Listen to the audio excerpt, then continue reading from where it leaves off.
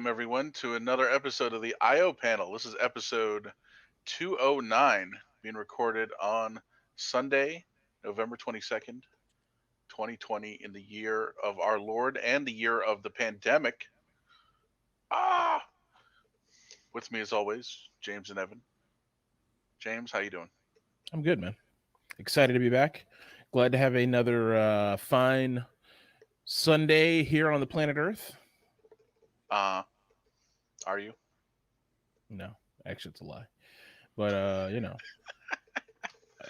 we're all here. I guess it is what it is. Because I gotta make the most of it. Yeah. So they tell me. It's Evan. better than a razor blade enema.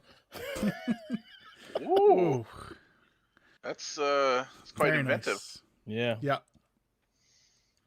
Evan, how are you?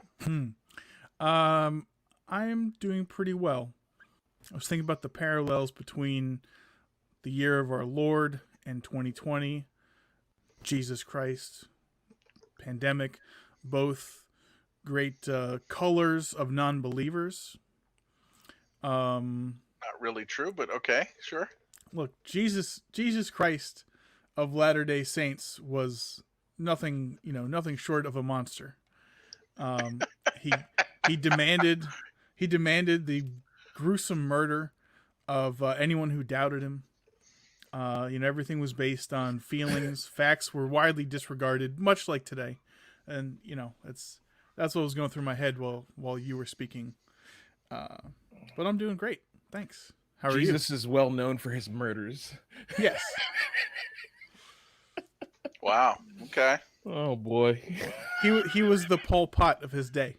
Oh God. The Pol Pot. Killed his followers, or just killed people on a whim. Evan, do you even know who Pol Pot is or was? Sure. Cambodian leader. Go on. That's the Khmer Rouge. Is that Pol Pot or was he? No, that's Pol Pot. That's Pol Pot. Okay, yeah. I was pretty sure you were gonna say he's a guy who owns a bodega down the street from me. He's quite the dick. There's a rumor he's killed a man. Pol Pot, bodega owner. Yeah. He's hiding in Argentina. Yeah. No. Along with all the Nazis or whatever, right? Mm-hmm. Allegedly. Yeah.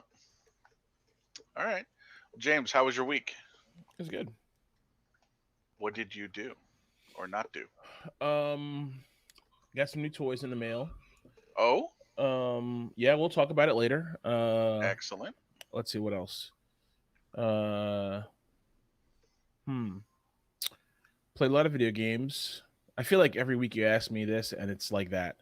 Played video games, slept, wandered around the house. This week was a week off work, which was nice. I didn't work at all. It was like my week between jobs. So, yeah, it was a chill week, man. I didn't do much. I mean, you and we went and hung out with friends last night. We did.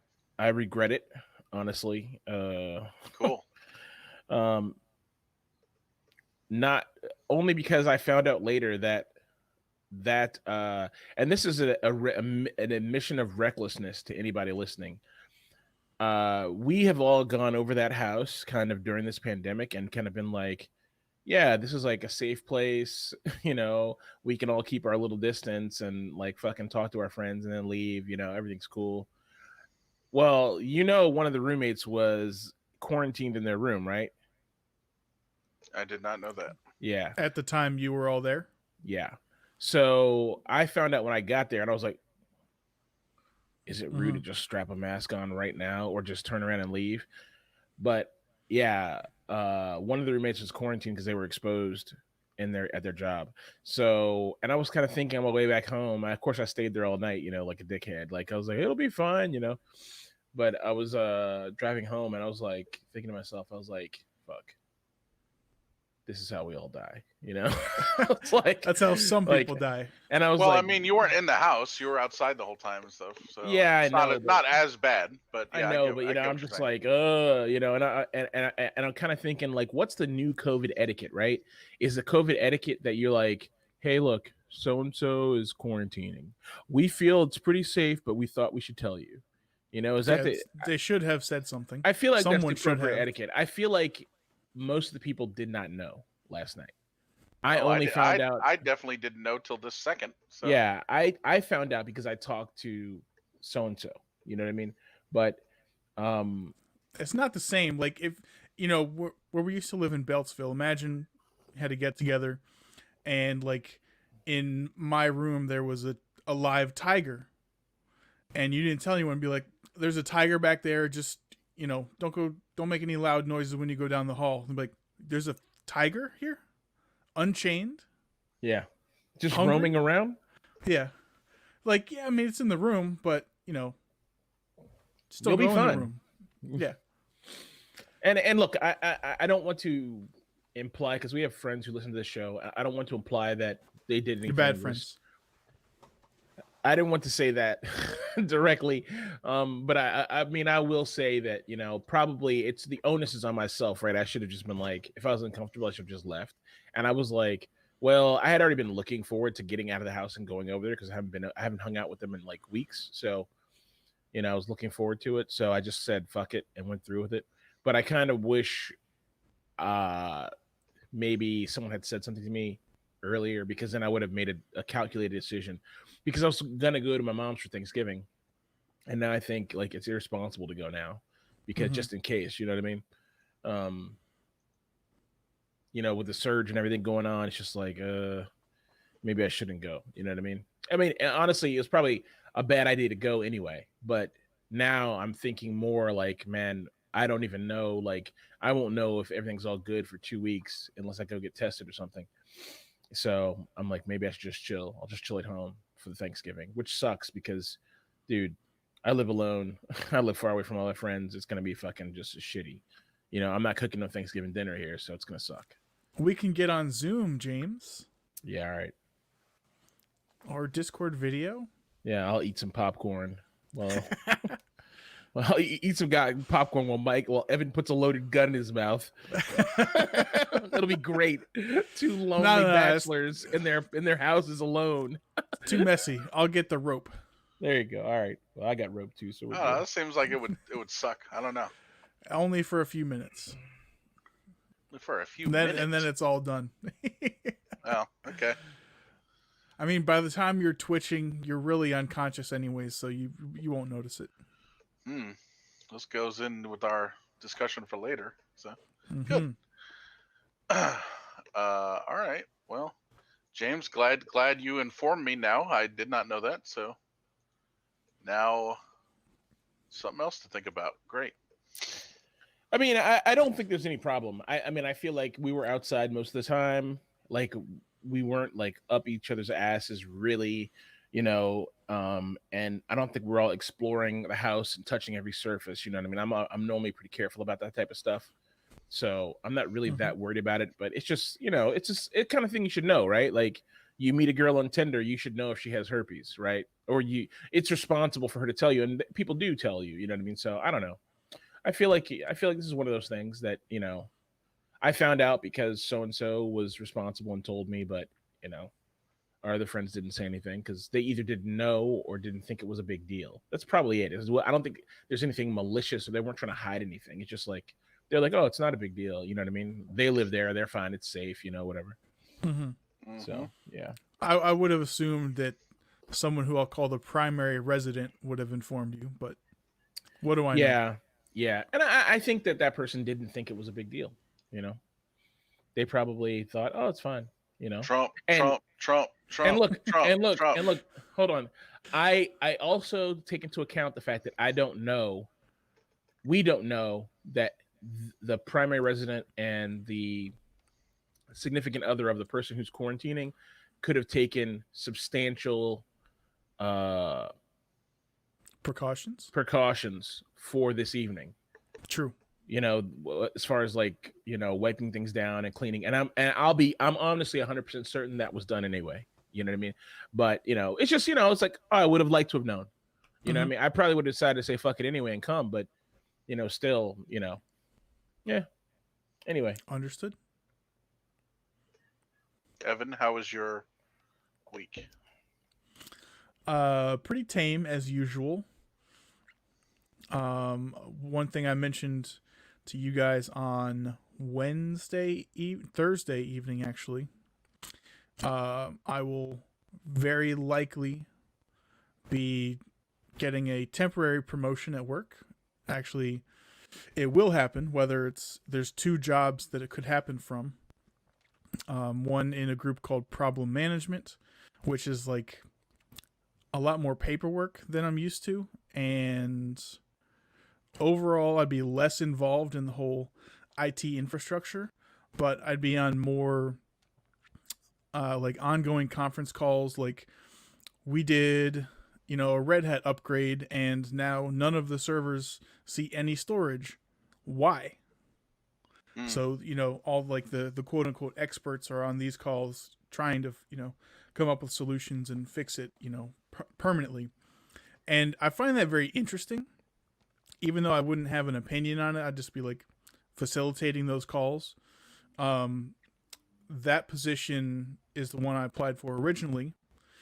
And I told my manager because, out of courtesy.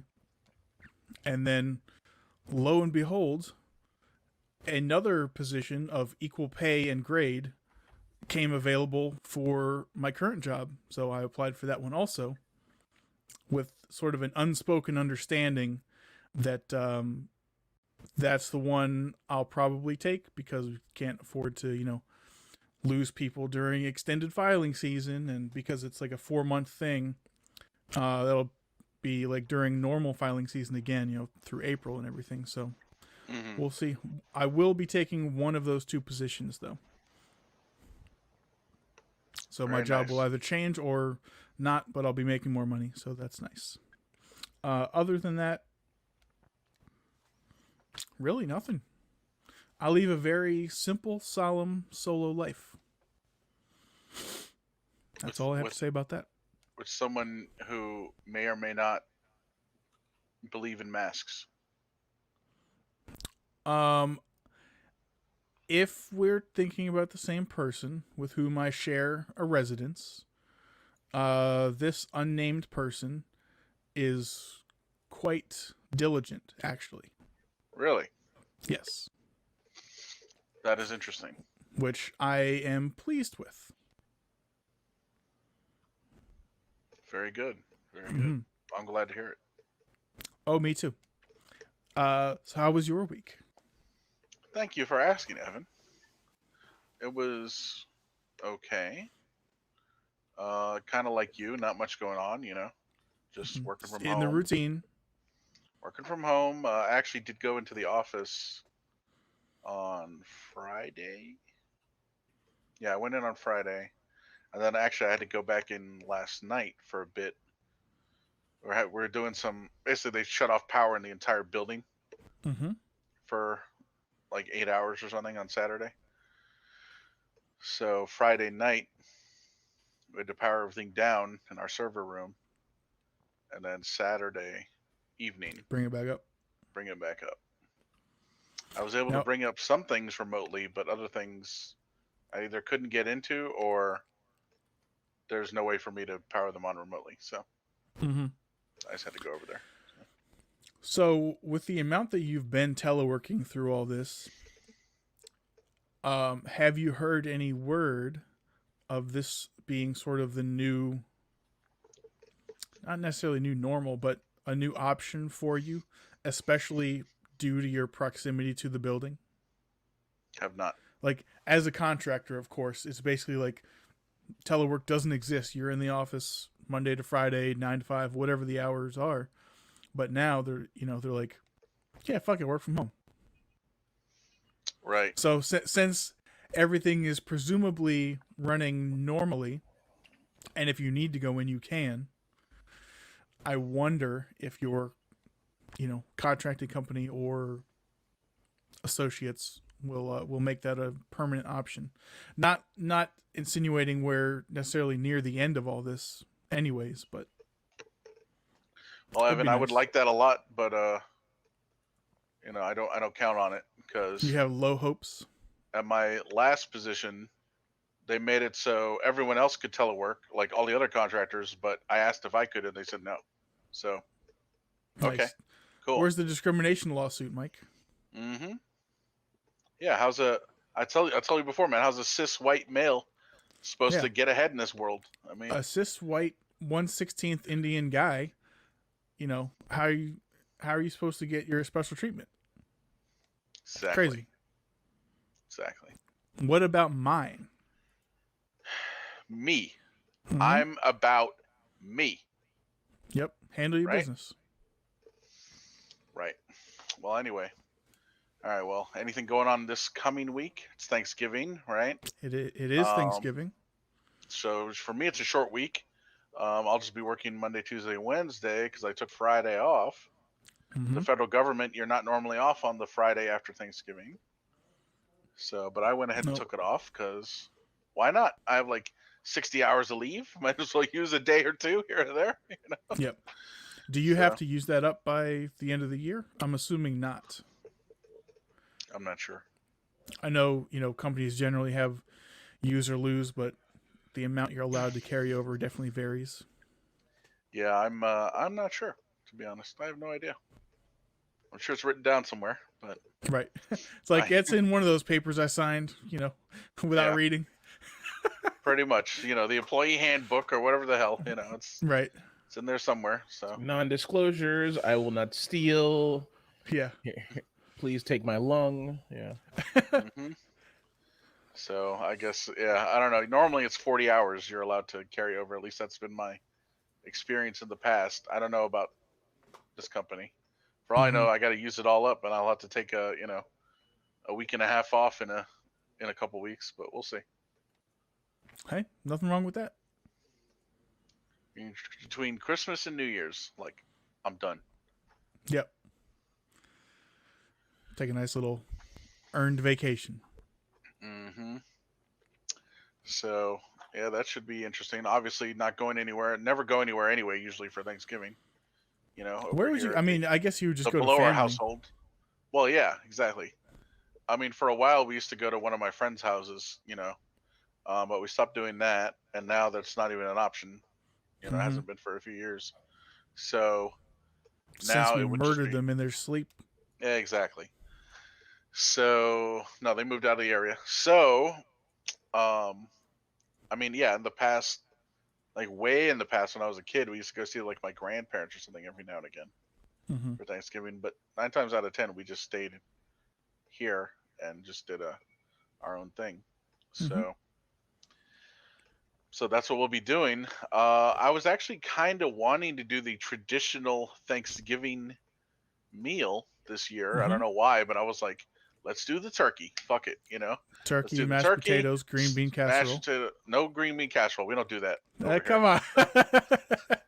Green not bean that white, casserole is- bro. It's horrible. I've never You're had it. horrible. It's literally the worst thing. And they just trick a generation of Caucasians into that this is like a traditional thing. That's your loss. But yeah, mashed potatoes, gravy, obviously stuffing. We always do mashed. I'm gonna say mashed turnips, but they're not actually turnips. They're rutabagas, which are slightly different. We usually have Brussels sprouts and or asparagus. Cranberries, obviously, cranberry sauce, all that kind of shit. But but not like the can of Jello. Why? That's the best kind. Never had it. We buy cranberries at the store. No.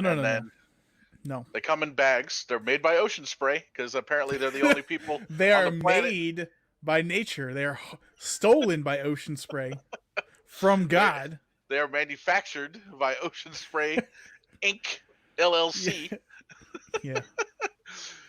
And placed in bags available at the store. So I usually buy those, boil them up on the stove, mix in a little this, little that. Pretty good. And then you make real cranberry sauce. Yeah. Yeah. Here's what I want to ask about this. Okay. As a person who does not enjoy cranberry sauce because it's disgusting. How did so many fucking people, like, this is a proof of the devil. How Okay, did they that's get snowed? How did they get snowed by? so many people got like indulged in in processed canned foods on the greatest American holiday. I Mhm. just don't understand. Like, Well, we can't don't do like that. So no, but a lot of people. What Evan said is how most people feel about the cranberry sauce. They're like, it's got to be the can. You've got to have that fucking those rings. That's how you know you got quality. That's how you know it's good. You got to Yeah. slice into it. That's the judgment of quality. You slice and you get the and people you'll see like, oh, they like slice and then let it fall slightly so you get that like little pyramid. Like, come on, man. I mean, frankly, it's delicious. I don't. You're I just mean, plain wrong about this. I But respect it. I get it, but I've never done that. We've never done that here, so it's not one of my things. your So mom doesn't like nice things except for bread. So she likes only nice things. That's the problem. So no.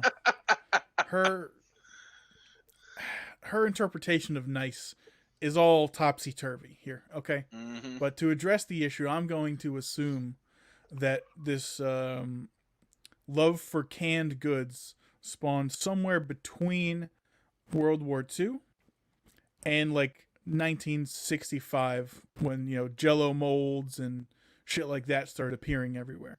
Yeah, I believe so too. I think so too. I think this is all like, how do we use all these things we were stockpiling for the inevitable Cold War with the nuclear war With with the the Reds? Reds, You know, yeah. it's un-American to not eat all this excess food that we have stocked up in warehouses. Let's sell it, and they just tricked Americans into being like, okay, we'll just keep eating this. This is great. Like, this is a thing. It's like we discussed why we had an episode where we discussed why the casserole exists.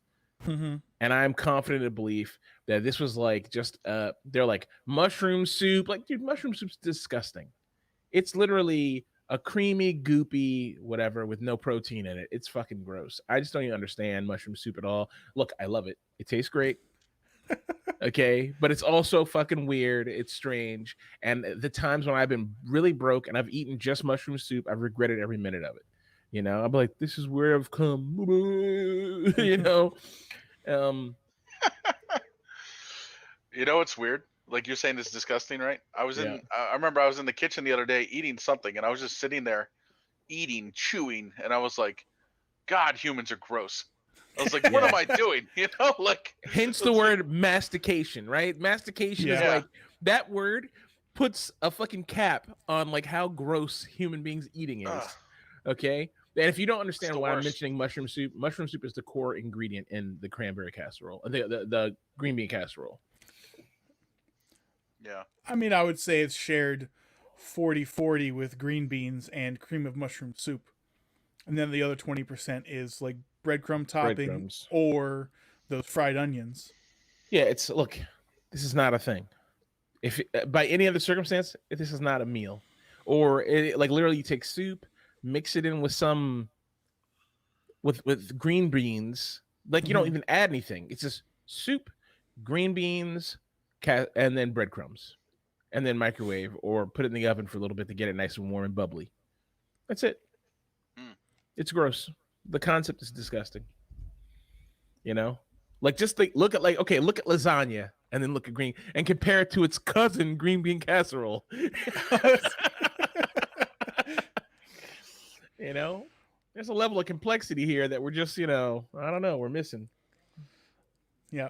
I mean, while I support James's misuse of food family trees, I'm a fan of green bean casserole. But that's my upbringing. That's my heritage. It's my burden to bear. I will not force it on you. I will consume it on your behalf. So I've never had the canned cranberries, as far as I know. You mean the cranberry jello? Yeah, that. But James, now cranberries by themselves and like just cranberry juice, it's not good. Okay. I mean, Cranberry juice is delicious. it's very Cranberries bitter. are horrible. It's very bitter. So the way we make the cranberry sauce, and I only know this because I helped my mom not too long ago actually to make it, dump tons of sugar in it. Basically, is what's going on. So, and she makes it with orange juice actually. Also, put orange juice in there in the mix, and so of course it's going to be good. Um, So if you've never had that, I would encourage you to try that next chance you get. But, failing that, I don't know. I don't know anything about any other cranberry sauces, jellos, gelatin-like things in cans, whatever. Well, Mike, may I encourage you to venture out and pick up a can for yourself? Yeah, It's out of going to your be mind. roughly $2. Quality. No, just open up your culinary perspective just this once. I'd rather get a canned chicken. Okay, that just shows me how much of a woke adult you are. I'm all for spite, but when it comes to food and the culinary arts, and once again expanding your horizons, opening your eyes to classics, your resistance is enraging. I mean, if you don't like cranberries, you're not gonna like it. I mean, I like cranberry juice, and I've never like eaten a cranberry, but I'm assuming this must taste like cranberry juice. I like cranberry juice. Like it's great for your whole like system. If you're like a pothead, you can drink tons of it. It'll help flush you out. You know what I mean? The cranberries are great. It's just a good like system purifier, honestly. But I like cranberry juice. But um I don't see why you would eat a plain cranberry and that sauce tastes like that. Maybe with more sugar added, but still not sweet. You know what I mean? Mm-hmm. I personally don't understand the meeting place between cranberries because see that cranberry sauce isn't meant to be just consumed. That cranberry jello, it's not meant to be consumed. It's like straight by. It's like I'm just gonna eat this. Like no, it's meant to complement the turkey. It's meant to it finds, and I love this word, in the confluence of turkey and gravy. They're joined the cranberry jello. There's a place there where those Speak the three things truth. meet, and look, I get it. I don't necessarily understand it, but I get it. Right? You get that sweet, bitter, sour, savory thing happening, and I'm not mad at that. I never understood it. And the cranberry jello thing, I'm not offended by its taste because I've tasted it and it's like whatever. If you like cranberries, you're gonna love it. But I'm offended by the way it looks. It just looks very unappealing. And the can thing is like, I'm like, this is like a can. Like nothing's elegant about this at all. Mm-hmm. Like I don't understand. If I was gonna have cranberries or like serve cranberries, I would do what you and your mom do, which is like buy some cranberries, boil them down, Mash them and up, put them then in a stew. make a mess, and then dump them just throw it all on the floor. That's what I would do. It's Sounds cranberry about sauces right. for the cats. Yeah. Yeah, makes sense. Put it in a dog bowl and confuse the hell out of a dog with it. Mm-hmm. Like, I don't want this. Like, yeah, I don't blame you. One last thing I Oh. will say that canned cranberry sauce / jello is, in my opinion, best served cold with Thanksgiving leftovers. Well, like I said, Evan, I wanted to do the whole turkey and this and that and blah blah blah blah blah, Mm-hmm. but my mom I don't think is up for that this year. I mean, I could kind of take over, quote unquote, You if I could really take wanted charge. to. But we or I You're would able-bodied. I would also be willing to help, obviously. But Mm-hmm. we had actually talked about it like a couple weeks ago, and for whatever reason, I agreed to not doing any of that and just having pâté chinois. Why would you agree to that? That the pâté chinois, that's the food of the cat. What is it? What does that mean? Yes. The smooth cat. Chinois is a kind of cat, right? Chinois is Chinese. Yeah. Oh, so Chinese Thanksgiving meal. Chinese pâté is what I said. Oh, what is Chinese pâté? It's basically shepherd's pie. Is that the come up some young guy? Yeah, so funny. He hates it. Look at he hates it. I'm having a good time here, Michael. Piss off.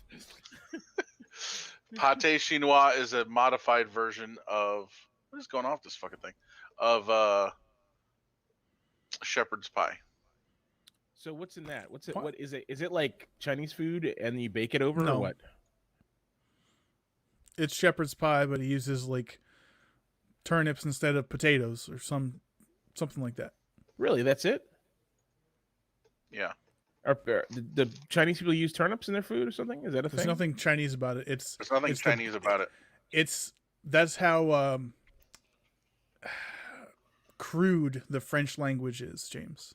That's just what they call it. So it's like a generic kind of dumping ground term for some altered shepherd's pie. Mm-hmm.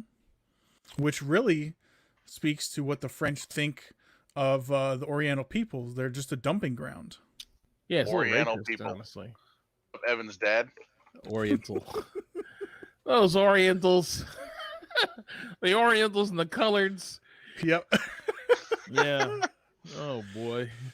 He's like, those colored folks have been making some strides recently. Yeah, it's like, I was like, Jesus yeah, okay. Good for them. Good for them. Mm-hmm. He's like, I think my mailman's a Negro. Like, Yeah, it's great. like, oh god. Yeah, I I hope he told doesn't have the kung flu. Like, oh. I told you guys about our mailman, right? Before? Nope. I might have told James, but maybe offline, So my mom tells me he's retiring on Tuesday. Apparently she talks to the mailman all the time for whatever reason. And his name is Brother Love. Oh god. That does sound familiar. No idea what his legal name is. Maybe it's Brother Love. I don't know.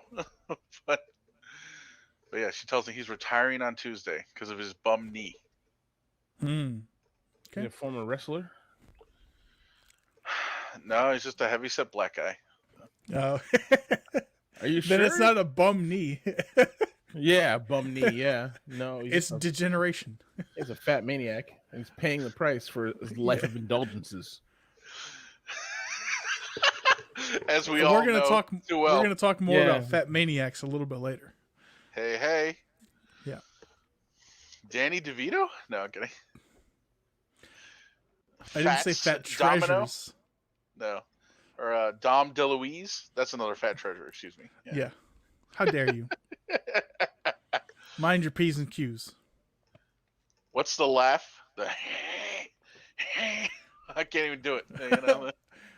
Yeah, I don't remember what that's from. I don't even remember what it's from. No, but they did it. I think they did it once in maybe a Saturday Night Live where they're like doing an impression of him. Uh-huh. And like it's him like Anyway. All right. Well, yes, we'll talk about pâté chinois a little later. We'll come back to that.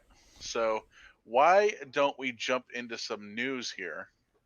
Luckily, they're all mine. Awesome. So let's go with the first one here. Apparently, nothing else is going on in our nation except all this nonsense with various elections. So, first one I wanted to bring up here. This is a election down in Florida for a senator, right, or representative, whatever. There was a very close race between the Democrat incumbent Jose Javier Rodriguez and the challenger Ileana Garcia, who's the Republican. She has slightly more votes, but like barely. Mm-hmm. Like 100 or like 40, actually.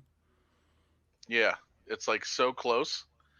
But apparently, some votes went to a third unknown candidate, Alex Rodriguez. So shares the same last name as the incumbent Democrat, and Alex Rodriguez, who nobody even knows who he is, got 6,377 votes. No party affiliation. Mystery man. Mm-hmm. Yeah, it's supposedly it's like, why did a 55-year-old mechanic abruptly decide to run for office? And how did he win nearly 3% of the vote without even a campaign website? Right. So the whole thing is, it's basically this whole article is making the case that maybe this is some bullshit, and they got this guy on the docket, on the ticket, whatever you call it, the ballot, um, just to confuse people and steal votes away from Jose Javier Rodriguez. Because like maybe you see, oh, Rodriguez, that's the guy. You blah blah blah, fill in the bubble and you're done, right? Yep. But it's not the same guy. And I mean, it's so shady. They go into details here about like some voter like pamphlets went out, and they went from a pack that's unregistered. They can't determine who started it. Its address leads back to a mailboxes, etc. Like it's like so shady, it's ridiculous. It's just fucking crazy. Jeez. Of course, nothing's gonna come of this, right? I swept under the rug in a matter of days. People were just fucking fooled. Would he have won? Apparently, this happened the last time too. The last time this guy was up for re-election, but he ended up winning anyway. And some other guy, some other random person was on the ballot also, but it didn't end up making a difference. This time it made a difference.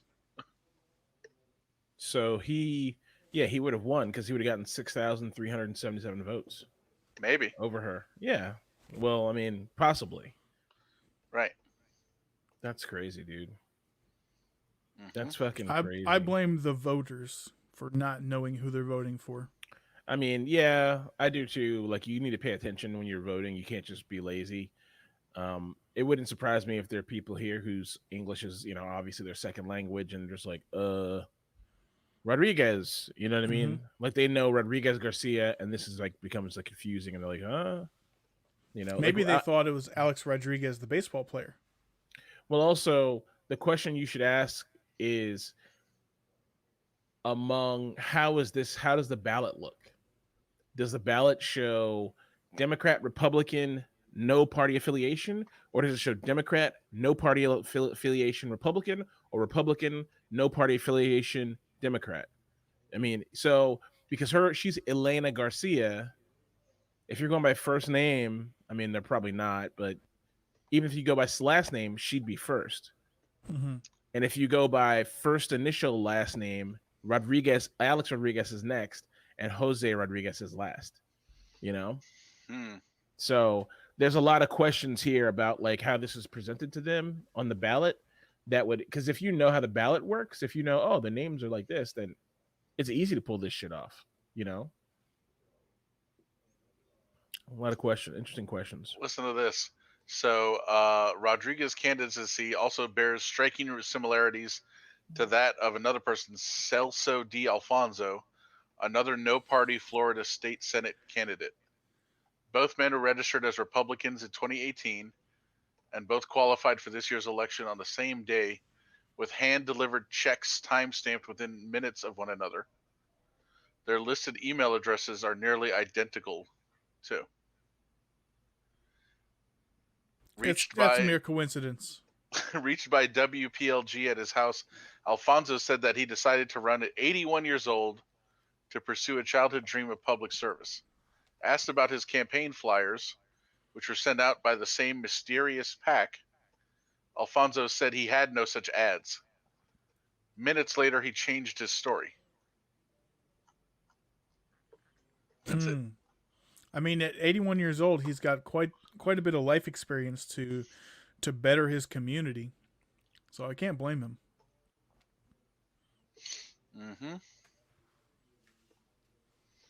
Just so ridiculous, man.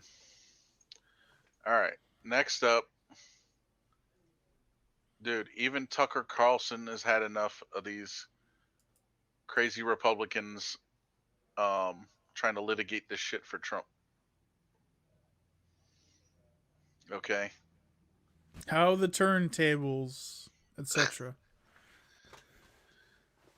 So here this article says Tucker Carlson, he's more than willing to give airtime to outlandish claims. He said, "We literally do UFO segments." Okay, Tucker Carlson said that himself. But Tucker Carlson said he was fed up with the total lack of evidence produced by Sidney Powell, one of the Trump campaign's attorneys, for her unfounded allegation that electronic voting systems had switched millions of ballots to favor President-elect Joe Biden. He says, "We invited her on the show. We would have given her the whole hour, but she never sent us any evidence, despite a lot of polite requests. Nothing. When we kept pressing, she got angry and told us to stop contacting her." This is Fox News said this. Tucker Carlson said this. So you know what's funny, right? Fox News has, number one, done a complete 180, and number two, I think Trump is like attacked them like head on for announcing Arizona early and is really pissed at them. And so, and he basically, like, everyone knows, it's pretty much a known thing now that Trump, when he first ran, he was running to say he was going to run, and his run was going to be an advertisement for him to launch a new conservative network. And now I think he's going to go do that. You know what I mean? When he finishes. So now it's like Fox News is like, man, fuck this guy. You know what I mean? Like they're not going after him, but like now they're like being less supportive of him. Not completely across the board, but many of their opinion people are like doing this, which is what Tucker Carlson is. It's just interesting that Tucker Carlson would spend time pointing this out, knowing that he's going to enrage like his base, which is like all Trump supporters. What if Donald Trump names his news corporation like Trump American News? So its acronym is TAN. Oh God, that wouldn't surprise me if he does that.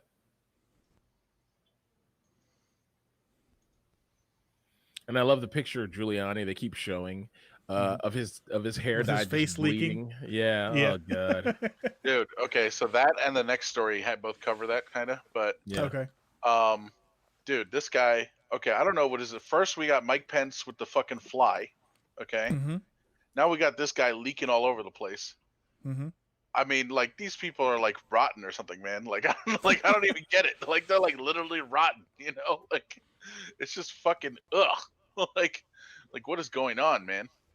It's terrible. I know it doesn't really have anything to do with anything, but Jesus, man, it's just it's not good. It's not good. Well, anyway, so yeah, that was it. That was just kind of the thing there. Tucker Carlson's like, come on, bro. So now, last but not least, same subject kind of, but you know they had a news conference. Trump's attorneys, his legal team had a news conference on Thursday, Mm-hmm. and they said they promoted. It says here they promoted a very simple sounding theory. That many precincts in the key states had more votes than actual voters, particularly Michigan and Wisconsin. So they said they had overvotes, right? Sidney Powell says that it was up to 350% in some places.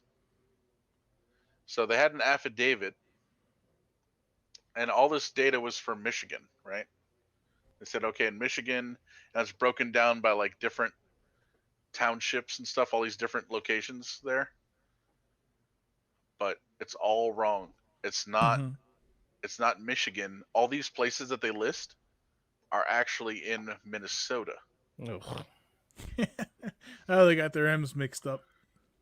Yeah. It's so ridiculous. And okay, so they did say, so they went and analyzed it. They're like, okay, it's Minnesota. All right, so let's look at Minnesota, right?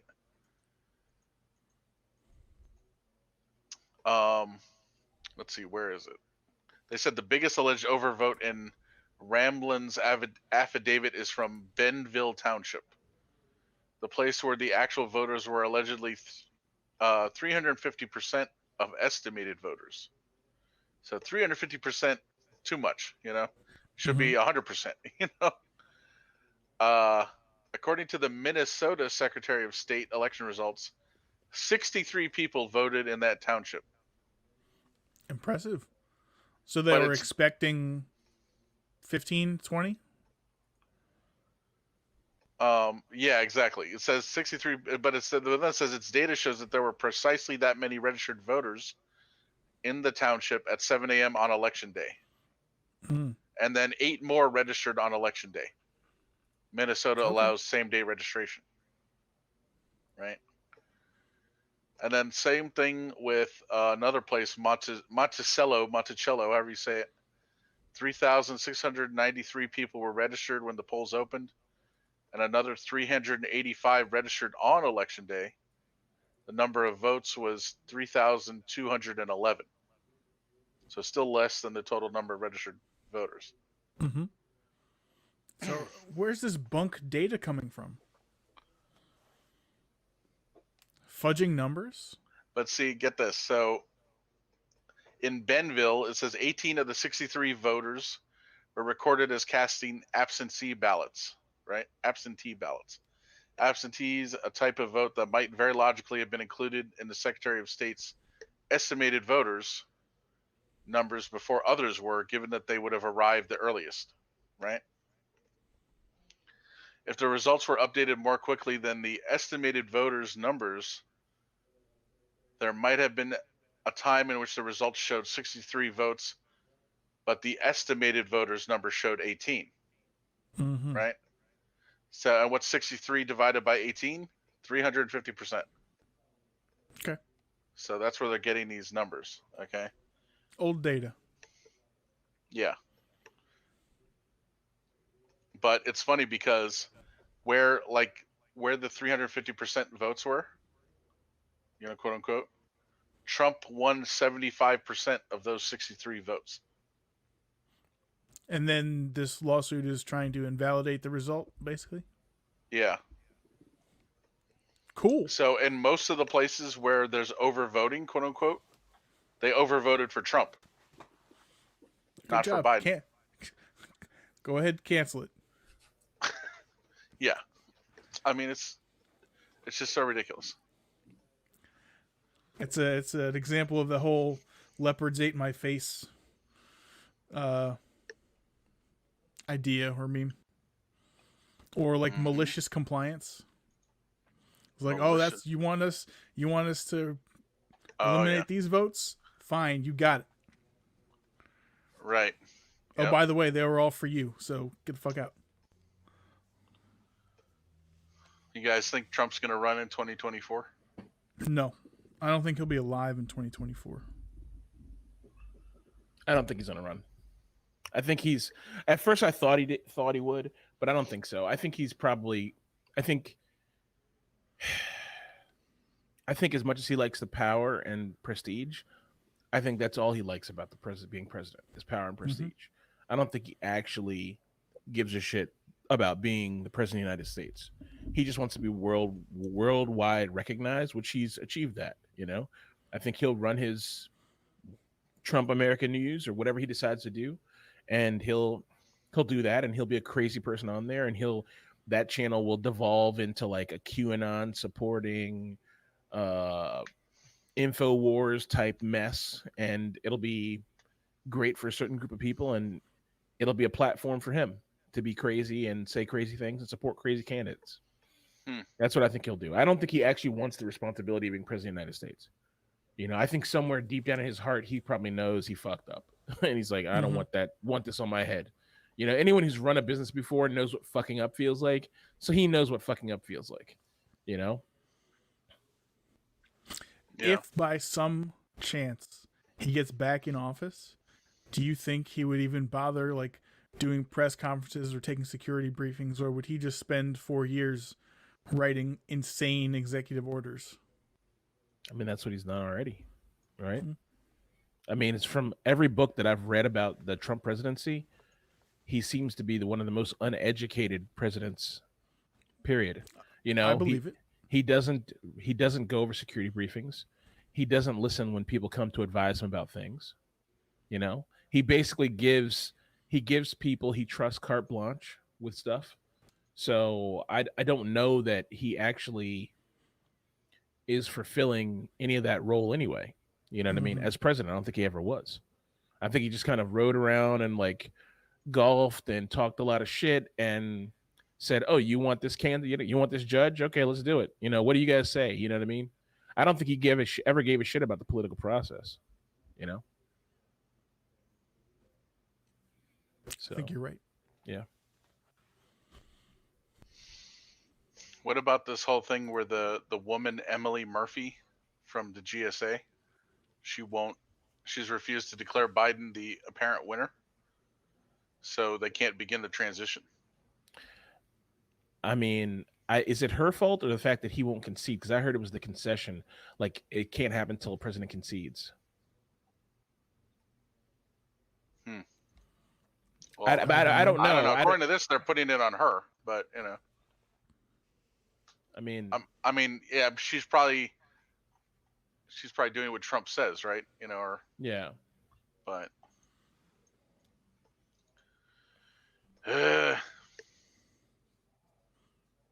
All right. Evan, Anything make it else? stop.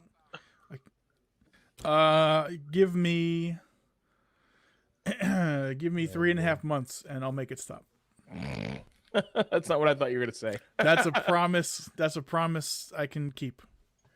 Evan is of the same mind as I am. So we talked to a friend. We were talking to a friend about this last night. And like talking to my friends about politics is like peak frustration, but also I enjoy it because I like poking holes in what they have to say. But then I think I kind of realized last night that you can't poke holes in people who just believe what they believe. You know what I mean? And they're just as irrational as Trump supporters. They're not going to believe you, and they're not going to listen to a thing you say about it. Either they're too drunk or too uneducated about the topic, or they're too stubborn. You know what I mean? I mean, changing your mind on anything is tedious. It is, but I feel like if people are telling you things, at the minimum, you can just say, "Okay, well, prove to me why." You know what I mean? Like I told someone was trying to tell me about this voter fraud thing, and he was like, "Yeah, the voter fraud is real because these dead people voted," and I was like, "Okay, prove it." He was like, "I don't have to prove it. It's a thing that," I was like, "Yes." I was like, "Let me be clear. I don't have to prove a negative. You have to prove the negative, because the fact of the matter is voter fraud's not a real thing. And there's proof of that. There's positive evidence of that. Okay? But prove to me that it's real. And for every piece of proof you show me, then I will do some research and Google and learn about it. And I'll say, you're right or you're wrong, based on proof, not on my suspicion or my guess or whatever.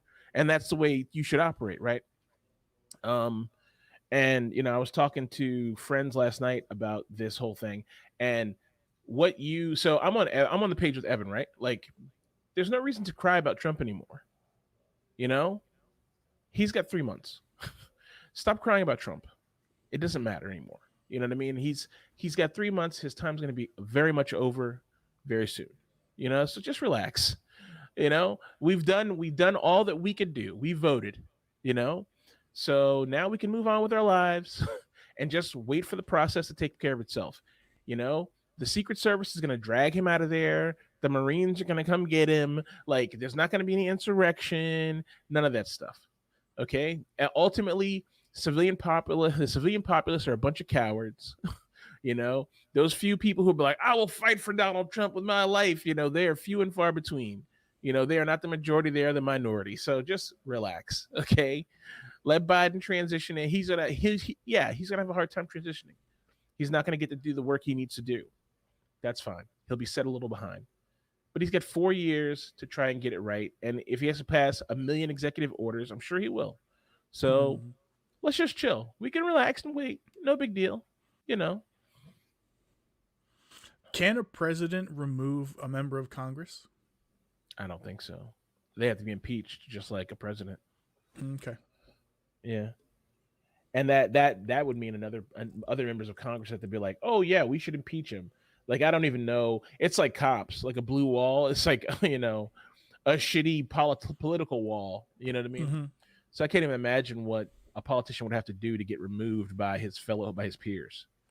I was just wondering if Biden could issue an executive order saying like no one named Mitch McConnell can serve in Congress from this day forth, some shit like that. Dude, that'd be great.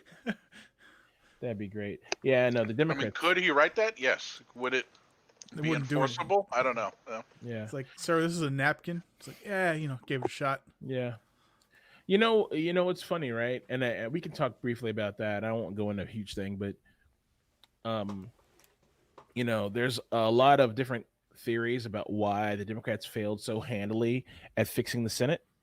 And why we have to have these runoffs about like whether they'll get the Senate back. Like there's these two seats or whatever that are up for runoff right now, and they're like, we don't know what'll happen. It's really sketchy, And there's a lot of theories, and the prevailing theory that the Democrats are pushing forward is that it's the fault of progressives, right?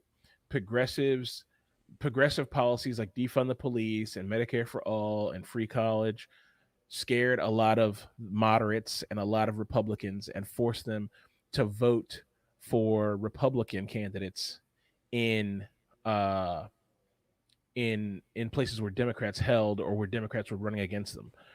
But the thing is, every incumbent progressive won their race, hands down. And 60% of Americans, it's not a made up statistic, it's a real statistic. 60% of Americans want Medicare for all. Mm-hmm. It's overwhelmingly loved policy.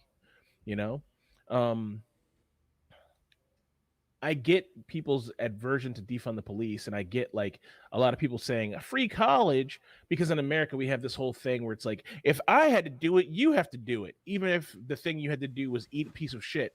You'd be like, well, I ate shit, you got to eat shit too. Our logic is not like, well, I ate shit so you don't have to. That's not our logic.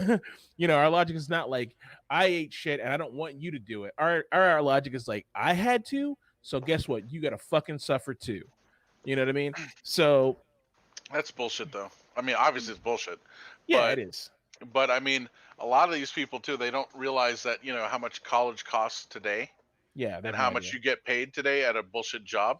Yeah. Mm-hmm. Like before, you could work at McDonald's or whatever or wherever you worked, and like I paid my way through school. That's not a thing anymore. Yeah, you can work on Taco Bell and fucking pay your way through school, no problem. But you can't do that anymore. I'm talking to a girl right now on Tinder who she has a college degree and she cleans offices. She's not paying her college loans. She cannot meet her college loans. So yeah, man, you can do it if you go to community college and take one class per semester. Yeah, and you can get your degree in like, you can get a bachelor's in 9 years. You might be able to a decade. You could probably pull that off, but that's not what people are talking about. Yeah, and then we're not even talking about like paying rent, living in an apartment, having a car. Like once you add all those things in, like a car, $500 a month, a rent, $1,200 a month. School, books, commuting, whatever else you got to do, food, eating. So I just don't think people don't understand, and people are very narrow-minded about this whole thing. So anyway, that's a whole nother story for another time. But the thing is, Democrats basically failed because they failed for the same reason they failed and allowed Trump to happen, right? They're out of touch. They have remained totally disconnected from what's happening in America and what's happening with people who are working class or poor, and this is like this is what I said this last night, Michael, to a friend of ours who his whole thing is hillbillies are stupid, Trump supporters are idiots, they're zealots and they're crazy, and it's almost like you don't see them as people, and they are people. They voted that way for a reason. You know what I mean? They're not monsters. They believe how they believe for a reason. Yes, there are a lot of crazy Trump supporters out there, but they are not the majority. They are the vocal minority. Most Trump supporters are voting for single issues like abortion because they believe wholeheartedly in it, or because they feel that America has been taken advantage of by foreign companies or businesses or countries. They have these beliefs that haven't been debunked, and that the Democrats are like, we don't care. We don't care you're still no one out of business. Fuck off. We don't care that you're a coal mining town and now 300 people live in a town that used to have 1,200 people in it. They don't give a shit. So that's why the Democrats lost those Senate seats. That's why the Democrats lost congressional seats, not because conservatives, not because of liberals. Liberals are trying to do something to help those people. It's so sad that conservatives don't realize that. Liberals have been demonized in such a way. And yeah, liberals are like, yeah, we want to spend more money. Absolutely. But hey, you got to spend money to make money. As simple as that. And to me, I'm more interested in a happier American than I am a a uh, a, a a country that has tons of money to spend on its crazy military budget. Mm-hmm. I mean, and I say this as someone who has worked for the military for many years.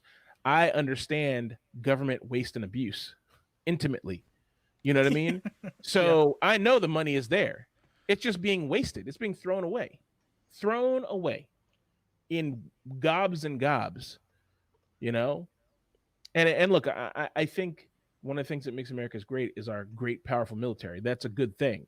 But we have to find a balance between like great, powerful military and high school students who are in debt till they're 35 and they live a horrible life. And then all they know is debt and credit and having bad credit and all this kind of stuff, and they live, like if you've ever lived with debt, you know what that does to your mental situation. You know what I mean? And like America, we don't look at that stuff, right? We don't look at the macros of like, oh yeah, I'm stressed out, I'm fucked up. Like, but your whole life is fucked up when you're in debt. You know what I mean? You're just like, you don't feel, you're all messed up. So yeah, I don't really know, man. I don't know. But anyway, we'll see. Sorry, I went on a tirade and I didn't know how to close it off. So I was like, we'll see. It's all good. Well, we'll round them all up and put them in cages. I mean, hey. No, hey, yeah. Whatever. Fuck them. No, all right. So, nothing in stranger danger. Entertainment. What do we have here? So, speaking of fat treasures. This guy. This guy that has either I have mentioned him or we've talked about him at some point in the past on this show. I think most recently I mentioned this fine gentleman who goes by the name of Badlands Chugs on YouTube. He does, not eating challenges but drinking challenges. Oh God! And he'll do it's like 24 Capri Suns in 6 minutes. And he one of his more recent videos, he drinks an entire bottle of lemon juice, for no reason. He has a boot and he has a giant wine glass, which he'll put, a couple gallons of liquid in and chug it down. He seems like a genuine, nice guy. Clearly not healthy. Clearly could be making some better choices, but I mean, his videos are apparently quite popular. I'm sure he's making a living and, dealing with any issues on the side. I will say there's one video in particular that stuck out to me. He chugs his glass boot full of creamed corn, which is a very unique experience. I'll just leave it at that. He's a big fan of Mountain Dew, and honestly, there's a lot of unique flavors of Mountain Dew featured on this channel that, a couple of us might need to start seeking out. Most of them are gross. Okay. I mean, these are ones I have. Of the crazy Mountain Dew flavors I've ever tried, I've never been wowed by more than one or two of them. Yeah, I mean, Code Red is slightly cherry flavored regular Mountain Dew, and then Voltage from that, three-way contest about a decade ago, maybe 13 years ago now or so. That's the orange I kind of like right? that. No, that's Live Wire, which I do not care for. Voltage is like the dark blue one. Or kind of dark blue. I don't like the red one that much. I mean, it's forgettable. But there's like a grape one from Japan, Mountain Dew Spark or something, which is like strawberry lemonade or some flavor like that, which I don't think I've ever had.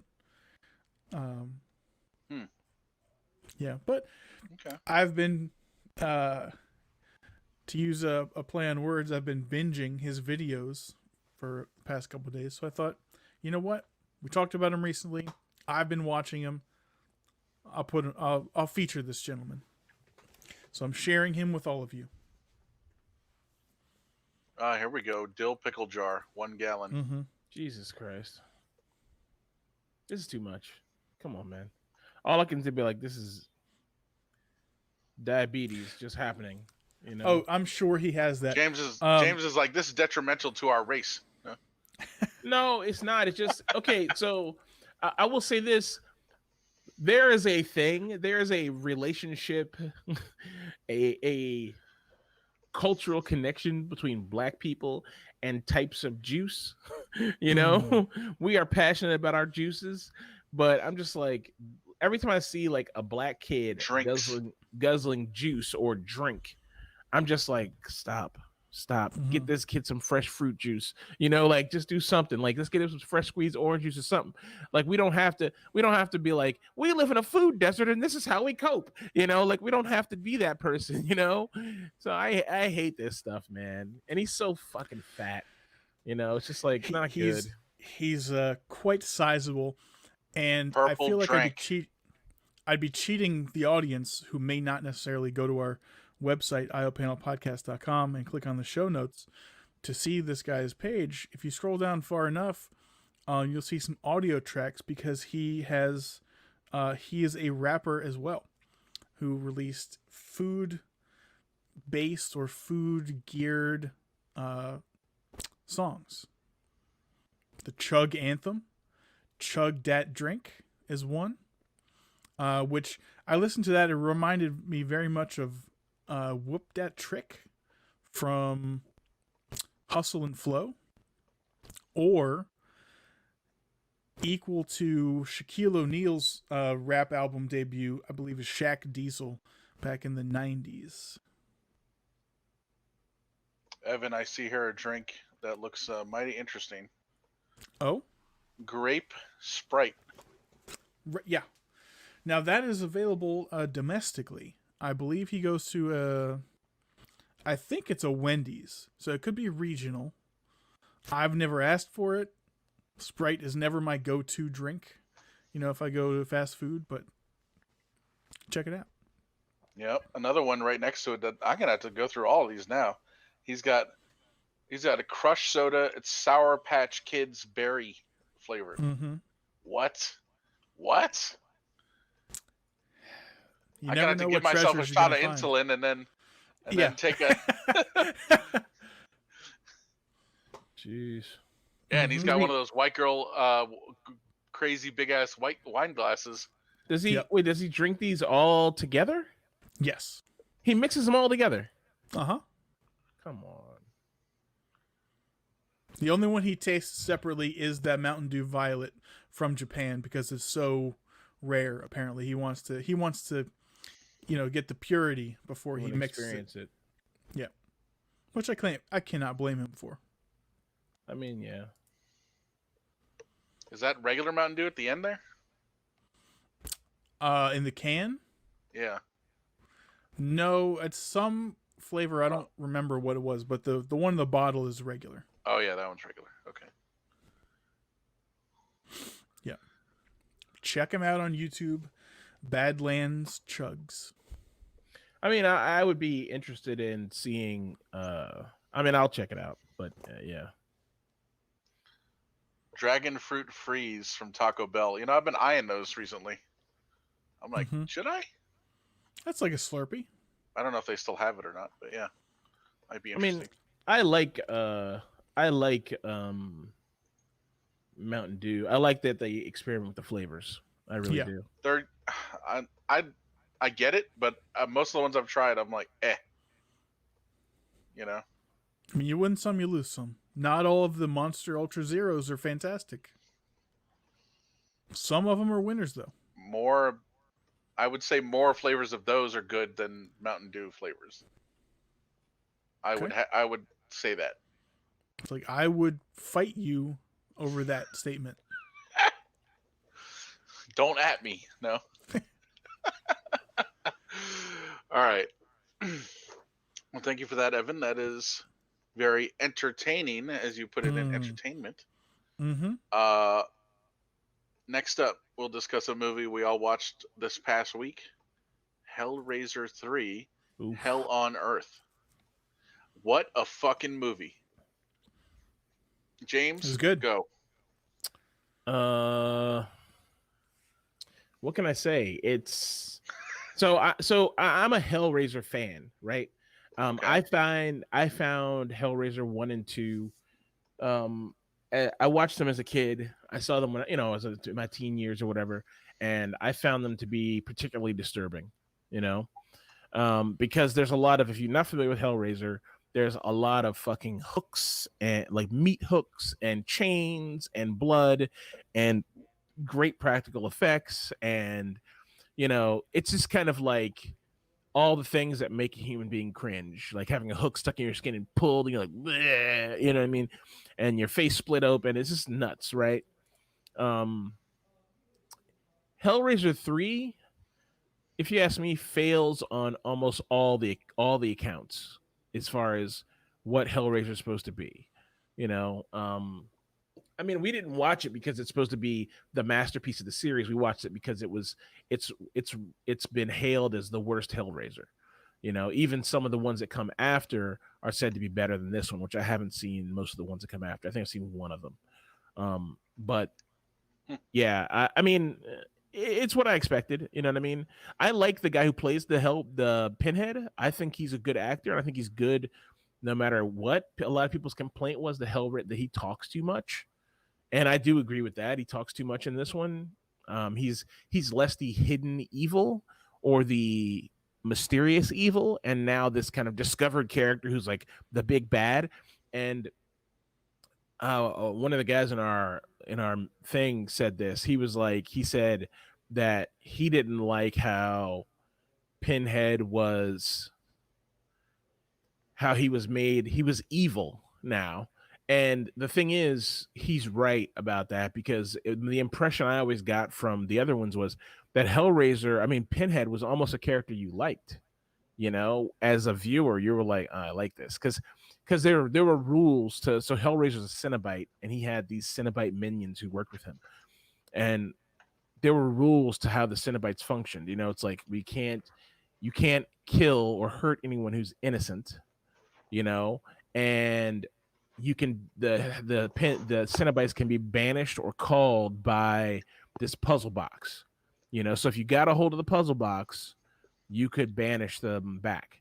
So there were rules to the world, which they basically all kind of got rid of in Hellraiser 3. They used lore to do it. They didn't just like forget about them, which was nice, but they did just say, okay, we're gonna take these out now and get rid of the rules. And I think those rules made the character very likable, and they made him like this kind of like this judge. He was, and his personality was like he was a judge, right? But he was like a force of nature, not necessarily something where was good or evil happening to you, but he was just like a thing that was, you know.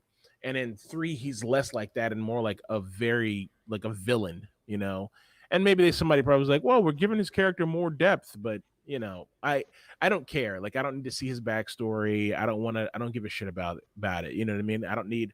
And I think Hellraiser Bloodlines, which is the one in space, I think I've seen that one, and that one does it too. They go even deeper into that backstory a little bit, and his family, and it's just like, stop. Like, the best bad guys, like Jason Voorhees, you don't know shit about Jason Voorhees, except that he was a kid who drowned. We don't need to know about his aunt, or that his fucking cousin worked at a fucking auto parts store. Like, none of that matters. All you need to know is that Jason Voorhees is a fucking force of nature that wanders the woods at Crystal Lake, chopping up teens who are fucking. Like, that's all you need to know about him. So that's how I felt about it. I agree. This was my first time ever seeing a Hellraiser movie, and I did not think it was particularly gory or scary. I had no opinions of Pinhead prior to this. I enjoyed it as a good bad movie. They give you with the mind games, the dreams within a dream. Obviously, I was like, oh, James is based around a box, so James likes it. He likes boxy things. I would recommend it. It's true. Boxy Brown. And sure. And also, Terry Farrell. You know. She's a little good. Dax. Mm-hmm. Jadzia. I'm a fan of her as a blonde. Yeah, that was interesting. So, yeah, I've never seen a Hellraiser movie before, like you, Evan. And although I knew about it, I knew like, oh, Pinhead, that's the guy, but never knew anything about it really. Never watched it.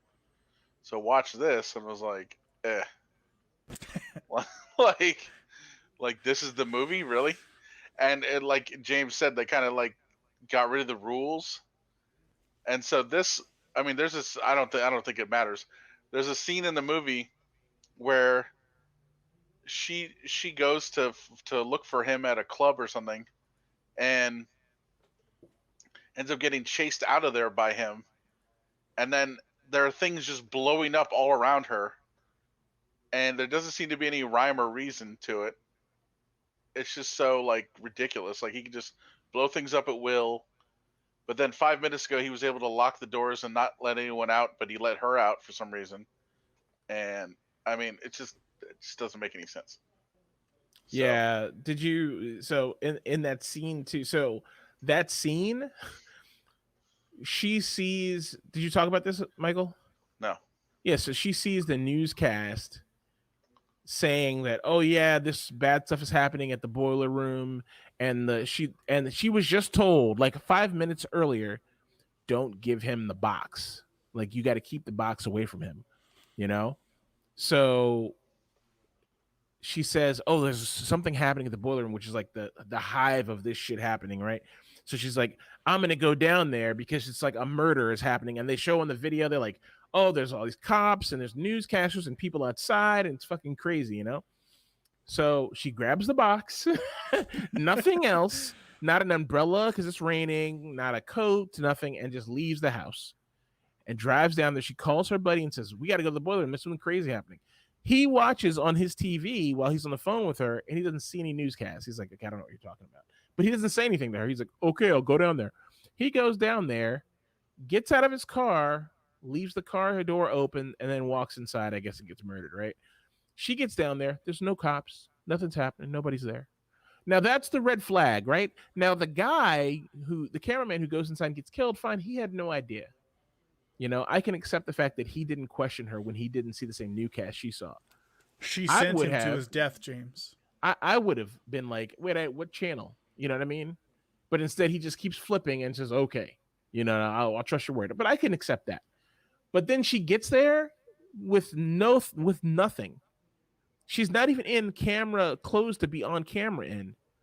She shows up there. There's no police there. And then there was a horde of police on TV. There's news people and then people outside and like it looks like a fucking big ass, like the president was shot. Like that's how thick the crowd was on the TV channel.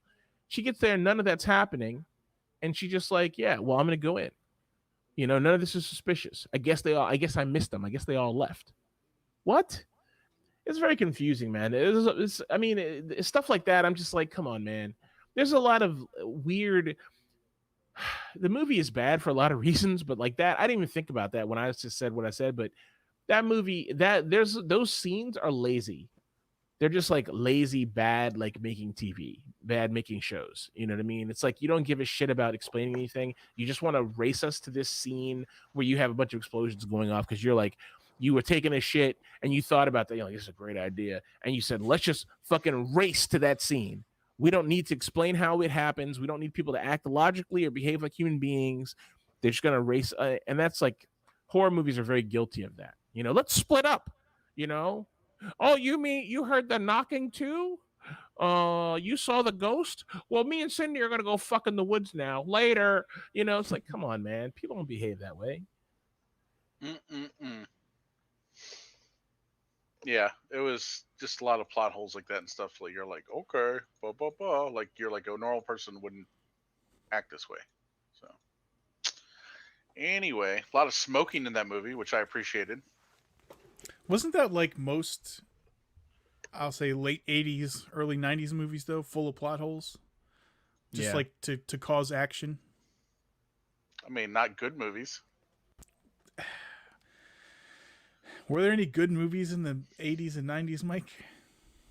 Scrooged, Passenger 57, Sick pull. Lethal Weapon. I don't know. Okay. One Okay. and two. I think Sorry, those it's movies. Christmas. You know, it's I think almost Christmas. So. I think those type of movies is a little bit easier because people are just like, it's a cop movie, so certain things are like whatever. But the horror movies, like the shit that happens in horror movies, are so outside the norm that you really have to be careful about how you have people behaving. Like it's one thing when you're like, he's a robber, like it's just some criminal shit. Like, okay, maybe it's kind of easier to be like, because people understand that at least. So if they behave irrationally, you can at least kind of rationalize yourself. Well, like, I don't understand how cops work, or I don't understand the law, or you know, people, maybe they just did that because to them it's not a big deal. But what is that? What's going on? I hear a noise. It's not But my my phone. I've never heard that. this before. Excuse me. Oh boy. As Evan's green shirt, he disappears in the background. Poof. But It's yeah, like Hannibal Lecter, man. Yeah, man. It disappears into the crowd in Venezuela or whatever. Yeah. But all right, I've returned. Yeah, man. I don't think that in horror movies you can get away with those kind of inconsistencies so easily. So. All right. Game theory, index ones, go. Oh man, very exciting stuff, dude. Very, very exciting stuff. I picked up so these are the toys I ordered. I ordered the Index Knuckles controllers, or I called them wands, they're called Knuckles controllers. And what they do is for my VR headset, they're designed for the Index, but they work on the Vive, which is the older version I have, and they allow your hands, they have capacitive touch sensors in them, so they can see the subtle movements of your fingers. They're strapped onto your hand with a clasp, and they can, when you hold on to them, you can see it. They register the slightest movement without even touching. They know, oh, your thumb's so many millimeters away from, your pinky's so many millimeters away from the controller arm. You know what I mean? It's pretty amazing, honestly, the way they work. They it's like they have sensors all around in your hand. When you put your hand on it, it's inside a bubble, so you can hold on to and they're strapped on, so you can hold on to it like this with your hand open, and you're not going to lose them. And I have them over there. I can grab a pair and put them on the camera so you can see. But very cool, man. They cost me $279 with shipping, $300. And they said 6 weeks, but they got here in about a week. So I just installed them yesterday. Super easy to install. Just paired it with my headset. Very easy. Honestly, super cool. Super cool. I can't wait to play with them and do stuff. Like just to be able to pick up things in VR and grab things, like, you won't feel the thing, but you'll be able to go like this and hold a thing. Like that's just an amazing bit of like immersion that you just can't get anywhere else. So I'm excited about that. How come they're not making gloves? A few companies make gloves. There's one that makes a pair of gloves that gives you actual touch. So it has it's like a rumble pack. Well, no, you put your hand in a thing that looks like the gloves Sauron used to kill orcs. It's like this massive like thing with fucking like spikes like coming off it, and there's like, it's basically this plastic wrapped around it, and what happens is there's a big hose that comes off your arm, and there's hoses on each finger and cables on each finger. And what happens is a big ass air compressor that's sitting behind you. Basically, when you What? squeeze a ball, the air compressor adds tension to the pull to simulate the side, like you touching a hard plastic ball or whatever in the fucking game. So what happens is your mind sees the ball, and then you get the pressure, and you're tricked into feeling like, oh, I feel that. You know what I mean? It's very cool. People who've tried it say it's really cool, but obviously it's like a $5,000 solution. You know what I mean? And it's not even in production. And then there's one by Michigan State or maybe MIT or something. Somebody made one in a lab at a college that's supposed to be possibly like the next future thing, which is like this one uses, it's crazy. I can't even like say I can't even speak it, but it's like bending fiber optic light, and then some capacitive like fucking thing that says, looks at the light and it's like, oh, a little bit of light got refracted. And then a capacitor uses that to decide how much you move your hand. So I saw a video of that, and it's really small and really lightweight, and it's wireless. And I was like, okay, that's it right there. So, and it's supposed to be very cheap. Like apparently it's like old tech. It's super cheap to build. So we might be seeing something like that really soon in a couple of years, who knows?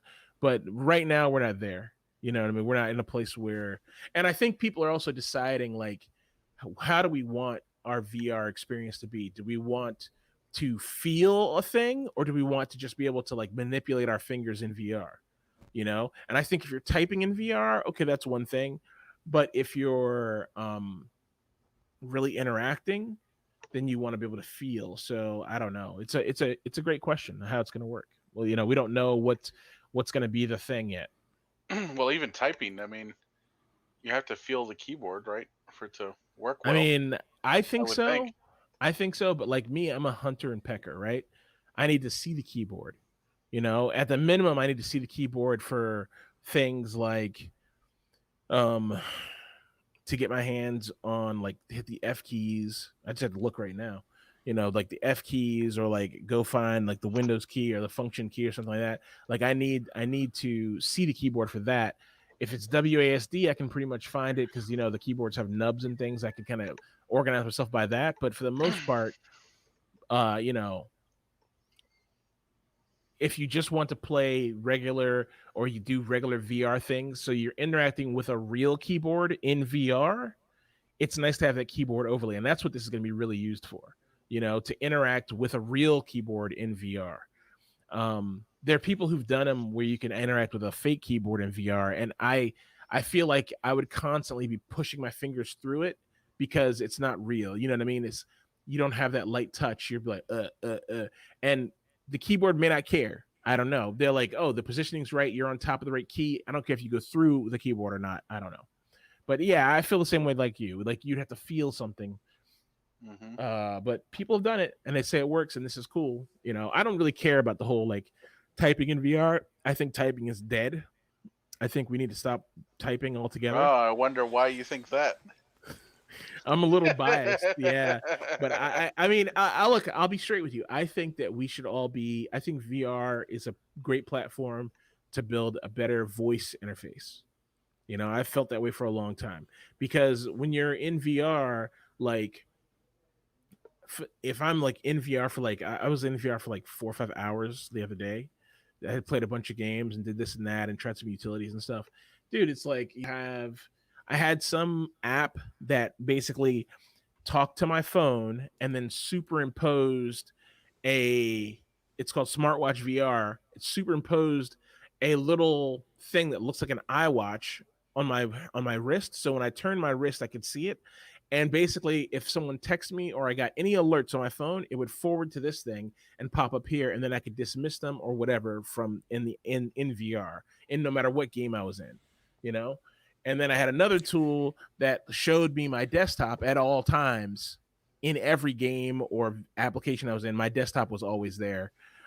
So there's a lot of things you can do in VR, but if you have to type or like control something or something, I mean, it's just a pain in the butt, dude. Like we got to get away from keyboards. Like keyboards are a pain in the butt.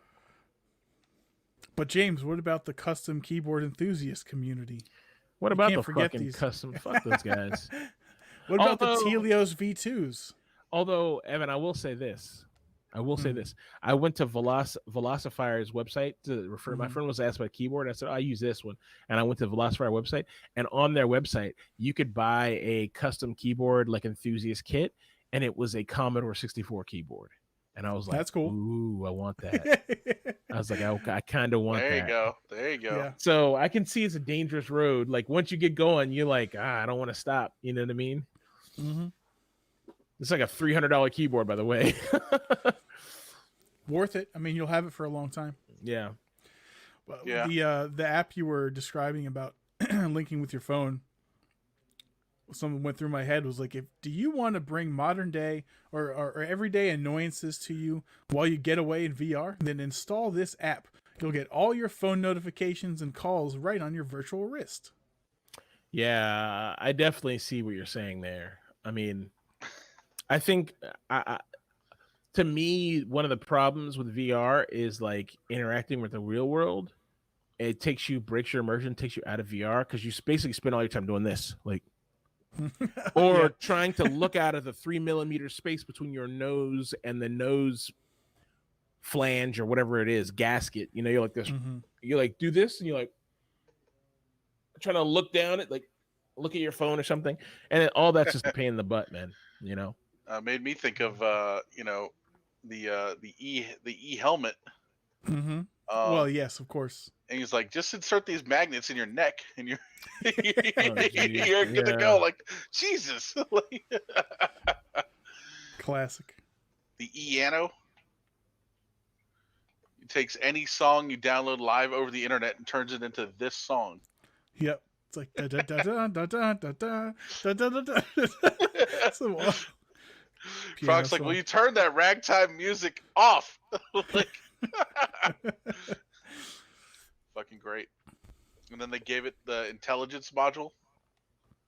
It's like I need to walking around. rewatch that episode. Oh yeah, that's a good one. That's all the same episode, right? Oh yeah. Okay, good. Well, maybe we should do a watch night of some things we need to watch, like that. Yep, some old classics. Mm-hmm. That can be arranged. All right, cool. So index ones. Well, glad to hear you got those, James. It sounds like they're bringing everything a step closer to being better. Mm-hmm. Let's see. So we don't have anything under product review, although that could have gone under product review, I guess. But whatever. Evan or James, what do we have here? The next in the Yum update. That is mine, and it's something that I sent to you, Mike, that you thought was thoroughly ridiculous. To anyone out there who has been in the classic debate of is a hot dog sandwich, if you're willing to accept a new unit of measure, a new metric, a new science with empirical data, check out this website, the Cube Rule. It is the Cube Rule of food for identifying dishes based on starch locations. If you have a piece of bread, it is a toast. If you have, I'll call it a classic sandwich, if you have some ingredients between two pieces of bread, it is a sandwich. So it relies on how many sort of sides of coverage there are. Taco has 3 sides of coverage. So hot dog is a taco. Sushi has 4 sides of coverage. Soup, salad, bread bowl, 5 sides. So a deep dish pizza is a soup, a salad, or a bread bowl. The 6th iteration is a calzone, full coverage. So like a whole pie is a calzone, etc. It goes very deep into this argument with empirical evidence, many citations. But I can't look at that. The problem is, so you get to toast, like Evan said, it's on one side, right? But that means pizza is toast. Yes. Nigiri sushi is toast. Certain types of pizza. Did you see what I just showed on the screen? What this girl says? Yeah. Pop-Tarts are a kind of ravioli? Fuck off, man. I'm not interested anymore. I'm done with this. Keep scrolling. Look, it gets worse. For anyone who is into thought arguments based on fact and slight imagination and bending of social mores. Wait, Check out this website. Wait, fucking Pop-Tart replied saying Pop-Tart are a kind of ravioli are a kind of Pop-Tart. How about that, James? They got balls. They got balls. Yep. It's quite an in-depth website, and I urge anyone who is interested in the argument to look for themselves. It's not something that I necessarily care to dwell on too much in this moment, but there's some good charts, there's some good articles. It's well presented. Madness. A little bit of madness. Sandwich. Quesadilla. Non-folded. Yes. Victoria sponge cake. Taco. Yeah, like you said, Evan, a hot dog is a taco. Mm-hmm. Which I can almost accept, actually. Like, it kind of makes sense. You're... Fucking, what's the Star Trek's like? Blank. His eyes open. Exactly. Sushi. But here this is where they lose me. It's like sushi. A falafel wrap is sushi. Pigs in a blanket is sushi, or an enchilada is sushi. Wait, pigs on blanket are sushi because they're wrapped all the way around. Uh-huh. With two exposed ends. I fully accept that. I'm not mad at that. I accept that either. It's just that the substrate is bread. That's all. Instead of rice. I'm not mad at that. I accept that. And see number 5 there in your list. So number 5, if you scroll all the way down, they actually call it quiche. They call that category quiche. Bread bowl. And they have soup in a bread bowl, a falafel pita, or a cheesecake. Those are popular examples of quiche. Dude, what if you went to a restaurant and you're like, I'll have the soup of the day, and they brought you a slice of cheesecake? I'd be like, not what I was expecting, but I'll take it. No. Pumpkin pie slice is toast. Oh my god. Sandwich. What is this? Made with toast, is that bread with bread inside? Yes. Wait, they're saying this is a sandwich. Yep. Because it's bread, something, and bread. Mm-hmm. Even if the middle something is also bread. Okay. Yeah. Victoria sponge cake sandwich, that's fair. Quesadilla sandwich, that's fair. Taco, a hot dog, sub sandwich, slice of pie. Oh, because it's covered, not open like pumpkin is. Okay. Mm-hmm. All right. Sushi. It's an interesting read. I'm just telling you. Enchilada. Dun dun dun. Michael's nemesis. Enchiladitos. That looks like a boiled taco. Don't even say it doesn't. Dude, we've been saying it for years. We know what's really up. An enchilada is a boiled taco. Fight me. I will tell you, you're not exactly wrong, because enchiladas, essentially you make a taco, put it in a baking dish, cover it in sauce, then bake it, and that sauce at some point comes to a boil in a properly heated oven. So you're not really wrong. There we go. Look, a calzone, a burrito, a corn dog, or a whole pie. Okay, so if it's not open, if it's sealed all the way around, it's a burrito. Yep. It's a calzone. Correct. Oh, God. A Pop-Tart is a type of calzone. Jesus Christ. Uncrustable. Did you guys ever experience Uncrustables? No. This is a thing that kids love. At least not millennials love. Millennials grew up with Uncrustables. And they love Uncrustables. It's like it's a peanut butter and jelly in a little pocket like this. A white bread smushed pocket, basically. I never had that. Cake. Oh my God. Come on. Because it's layers. Why isn't this a type of sandwich? I don't know, James. Sandwiches are perhaps limited to 2 pieces of bread material on opposing sides. This is like this is like bad. This is a bad scene. Salad. Oh my God. So look, hey guys, if you're not watching the podcast, you need to be watching the podcast. Okay, go to YouTube. You're missing out. We're not even asking you to go to Patreon for this. You just go to YouTube. It's right there for you. Salad. Oh my God. Chocolate. Poutine is a salad. Soup, a wet salad. You know what? Yeah. I can take poutine as a salad. Yeah. Chocolate. So the I only mean, rule. if macaroni salad is a salad, poutine can be a salad. Yeah, I agree with that. So can nachos. Correct. So, oh boy, It's a wow. chip salad. Muffins or other blocks of starch. Type 1, toast, raw, unsliced form. Rice. If you are free to interpret the nature of rice however you wish. Okay. Vanilla soy latte. 3-bean soup wet salad. Oh my god. 3-bean wet salad. My god. Okay. I'm not mad at you. All right. You know what I love best? Like towards the top where they have like the Twitter stuff. Mm-hmm. They're like, only chaos ensued. Then spake the holy prophet.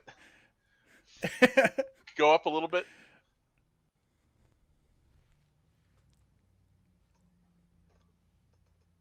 No, I Oh think no, I'm sorry. Go down here. more. Yeah, it's down more. Yeah, keep going. Yeah, then spake. That's fucking great. Is that even a word? The rarely used past tense of a past tense of speak. Yeah, speak. The spoke. They should have just made something up said be spoken. Yeah. Oh god. Spaketh onto me. That sounds like something else. Never mind. Well, thank you for that, Evan. You are very welcome. Very good. All right. Next up here, we mentioned this at the top of the show here, but thought we could maybe take a deeper dive into pâté chinois, which is, it says here now, pâté to me is just the same word, pâté. They translate it here as Chinese pie. Okay. It says right here on the Wikipedia article, it's a French Canadian dish similar to shepherd's pie. Yes, it's there. I don't know why they have it. Oh, part of a series on Canadian cuisine, and there's a jar of fucking a drop of maple syrup. Yep. There you go. That's great. And for Now, some reason it's called Chinese pie. Although right here it says name origins. Pâté chinois is not a Chinese recipe. It may simply be an adaptation of shepherd's pie. It says, but one possible explanation for the Chinese reference, it was introduced to Canadian railway workers by Chinese cooks during the building of the North American railroads in the late 19th century. That makes sense. Yeah, that makes sense. Now, I'm confused about the word pâté. Does that mean pie in French? Because the only as far as way I know, there's another word for pie, but yeah, I thought pâté was like ground up liver or like raw beef with oil and herbs and shit. Yeah, see, I just Googled. I couldn't think of the word pie in French. It's tarte. Yeah. It's Tarte. Tarte chinois. Yeah. Does that imply something sweet though? Because this is definitely more savory. True. Yeah, I don't know. I don't know what to tell you. I don't know why it's pâté versus. Why didn't they use the word tart? Michael, who's taken 36 years as French and is our show's French expert, has no idea. Etymology is tough, James. How interesting. Oh, they say here pâté in French is, you translate it to English as dough. Well, once again, there's no dough in this recipe. Sure. So, 0 for 2, French language. But GG. pies are usually made out of dough. So, or not usually, but sometimes, I guess. Who knows? But yeah, so it's looking like this is going to be our Thanksgiving feast. I personally think you should go with this, but you should also take charge and make a Thanksgiving dinner for 2. You don't have to do the whole turkey. You can get turkey legs or turkey thighs or turkey breast and then just make some sides. That would make things easier. But Right. Mike, the classic question: why not both? It's true. Only problem is we have a small fridge Mm-hmm. and a small kitchen. So where are we gonna do all this? Um, you can do it. You can do it all at the same time. I mean, I the mean- pate chinois is not gonna take that long, so it's fine. You can cook that. It's done. Okay, You're you like, could all right, cool. But You could do that towards the end of your Thanksgiving preparation, but true. you're not gonna. I mean, you're gonna buy enough for a meal for 2 to 3 people. So you're not gonna have many leftovers to store. You don't have to get a big turkey. It's gonna be like a smallish package of chicken thighs in size. Get a couple potatoes.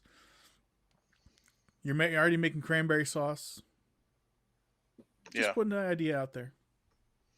I thought about going with just the sides, also. You know. Although I do like because I don't want to do a big ass turkey, right? Obviously, but I like your idea. You can buy just whatever. Mm-hmm. So I'll have to see what they have at Giant. See if they have just the whatever, just the thigh, just the leg, just the hoof. No, that's something else. Yeah. That's Jesus Christ. Just the neck. What are you having for Thanksgiving, Mike? Turkey necks. Ugh. Delicious. A bowl. 15 of them. Yeah. Gnaw through that skin and gristle. Oh. Doesn't when you Fantastic. buy a turkey, doesn't it come with the neck? Generally, yes. And all of the, Organs. I was going to say giblets, but you're correct. Okay. Yeah, in a bag. Mm-hmm. They're like fucking coroners, man. Yeah. Put all that shit in a bag and sew it in there. It's like Jesus. The thing is, the semi-sad thing about our food industry is the organs and the neck inside that turkey are probably not from that turkey. Really? I'm sure in the processing facility, the necks get cut off and all the organs get stripped Oh, out yeah, and put yeah, into yeah. a bin, and they just make a goodie bag of whatever they pick out and put it in a turkey. Yeah. Oh, probably, yeah. Probably why. Yeah. Yeah. I'm sure if you actually went through That makes and sense. said, wait a second, how many lungs does a turkey have? Yeah. You know? Yeah. What Seems to be some sort of deformity here. Lung meat? Yeah. This bastard has fucking 3 hearts. Isn't lung meat? Can't What you a not? powerful bird they killed here. They probably don't give you the lungs, unfortunately. I think lung I'm meat's sure they not don't. allowed in the United States. That's why I You can't are have correct. haggis. Oh, Mm-hmm. You're correct. missing out on that good lung meat. Jesus The Christ. only way you can get, you could kill it yourself, I guess, or eat crabs. Mm. Nothing who like a doesn't good like crab food? lung. Ugh. It tastes so Do they have strange in your lungs? mouth. Do crabs have lungs? Yeah, Uh-huh. that fucking that weird spongy area above the meat, like in the side flaps. That's like you strip that out and it's above the meat. That's the fucking lung. Well, we'll have to It's like have it looks like- crabs one time, James. You'll show me. When you pull it out, you're like, oh, that's an inner tentacle without any Yeah. suckers. That's what it looks like. That's the lung meat. That's the lung. I've only had crabs a couple times, so I don't really remember. It feels strange in your mouth. I bet. The mustard. You dip it in the yellow sauce and you're good to go. Hmm. Little salty flavor. Mm-hmm. Ugh, Oh yikes. boy. Oh boy. The things All right. humans are willing to consume. Well, I told you guys, humans are fucking gross. Yeah. You're right. I'm sitting there like, man, we sit there, we kill things, cook them up. I'm sitting here eating dead meat, just grinding it up with my teeth. Like, ugh, like what am I doing? Yeah. Meat that has What is been going dead on? for probably weeks. Crazy. Yep. Crazy, man. Well, All right. Mike, Well, you're well on your way to becoming a breatharian. We talked about last week. I mean, I'll drink water, but like only because I have to. Like Mm-hmm. I mean, you don't have to. yeah, It is optional. You just won't have that option for very long. right. Fair enough. Yeah. What do we? I guess we're all done with the Yum update here. We got something in the extra section. Got a couple things here. Yep. What do we got? So, a theory occurred to me when I saw this story this morning that you have been holding out crucial information from us. When you went to that guitar tune-up class for, that's all I can remember about it. What's it called? What, the guitar, The luthier class. oh, I took a guitar. They call it a guitar setup class, but yeah. Okay, the setup class. That you knew what was coming. You knew that Guitar Center was filing for Chapter 11 bankruptcy, and you needed a way to take care of your guitars yourself because you could not, rely on this massive fumbling corporation anymore. This turkey conglomerate. I mean, well, I guess it's not turkey based, but it's, No. Sure, turkeys are in there somewhere. Yeah. This is America after all. So that's why I failed. It's been run by game birds all this time. Yeah. Yes. That is correct, James. Thank you. Game birds. Mm-hmm. I don't really have anything to elaborate about this. Guitar Center has filed for Chapter 11 bankruptcy. With that, I guess companies are allowed to continue doing business, probably making profits. Whoever they owe money to might be shit out of luck for most of it. I don't really know how that works. I'm not a bankruptcy lawyer. But Mike's luthier class came to mind. So go ahead, James. No, I said they're gonna get bought by Walmart or something, and you'll start seeing like they'll just stream down the stores and whatever. I mean, the Guitar Center is a huge they sell a million different things there. You know what I mean? So they filed for bankruptcy probably because COVID fucked and destroyed them. But there is a need for a big guitar store. You know what I mean? Mm-hmm. Or not a guitar store, but a big music store, because there just isn't one. I guess Chuck Levin's, are they still around? Not really, right? Chuck Levin's gone. They just expanded.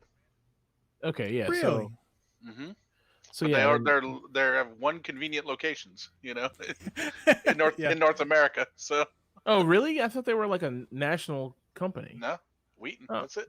Oh, okay, so then yeah, I mean, you need a Guitar Center. It needs to exist.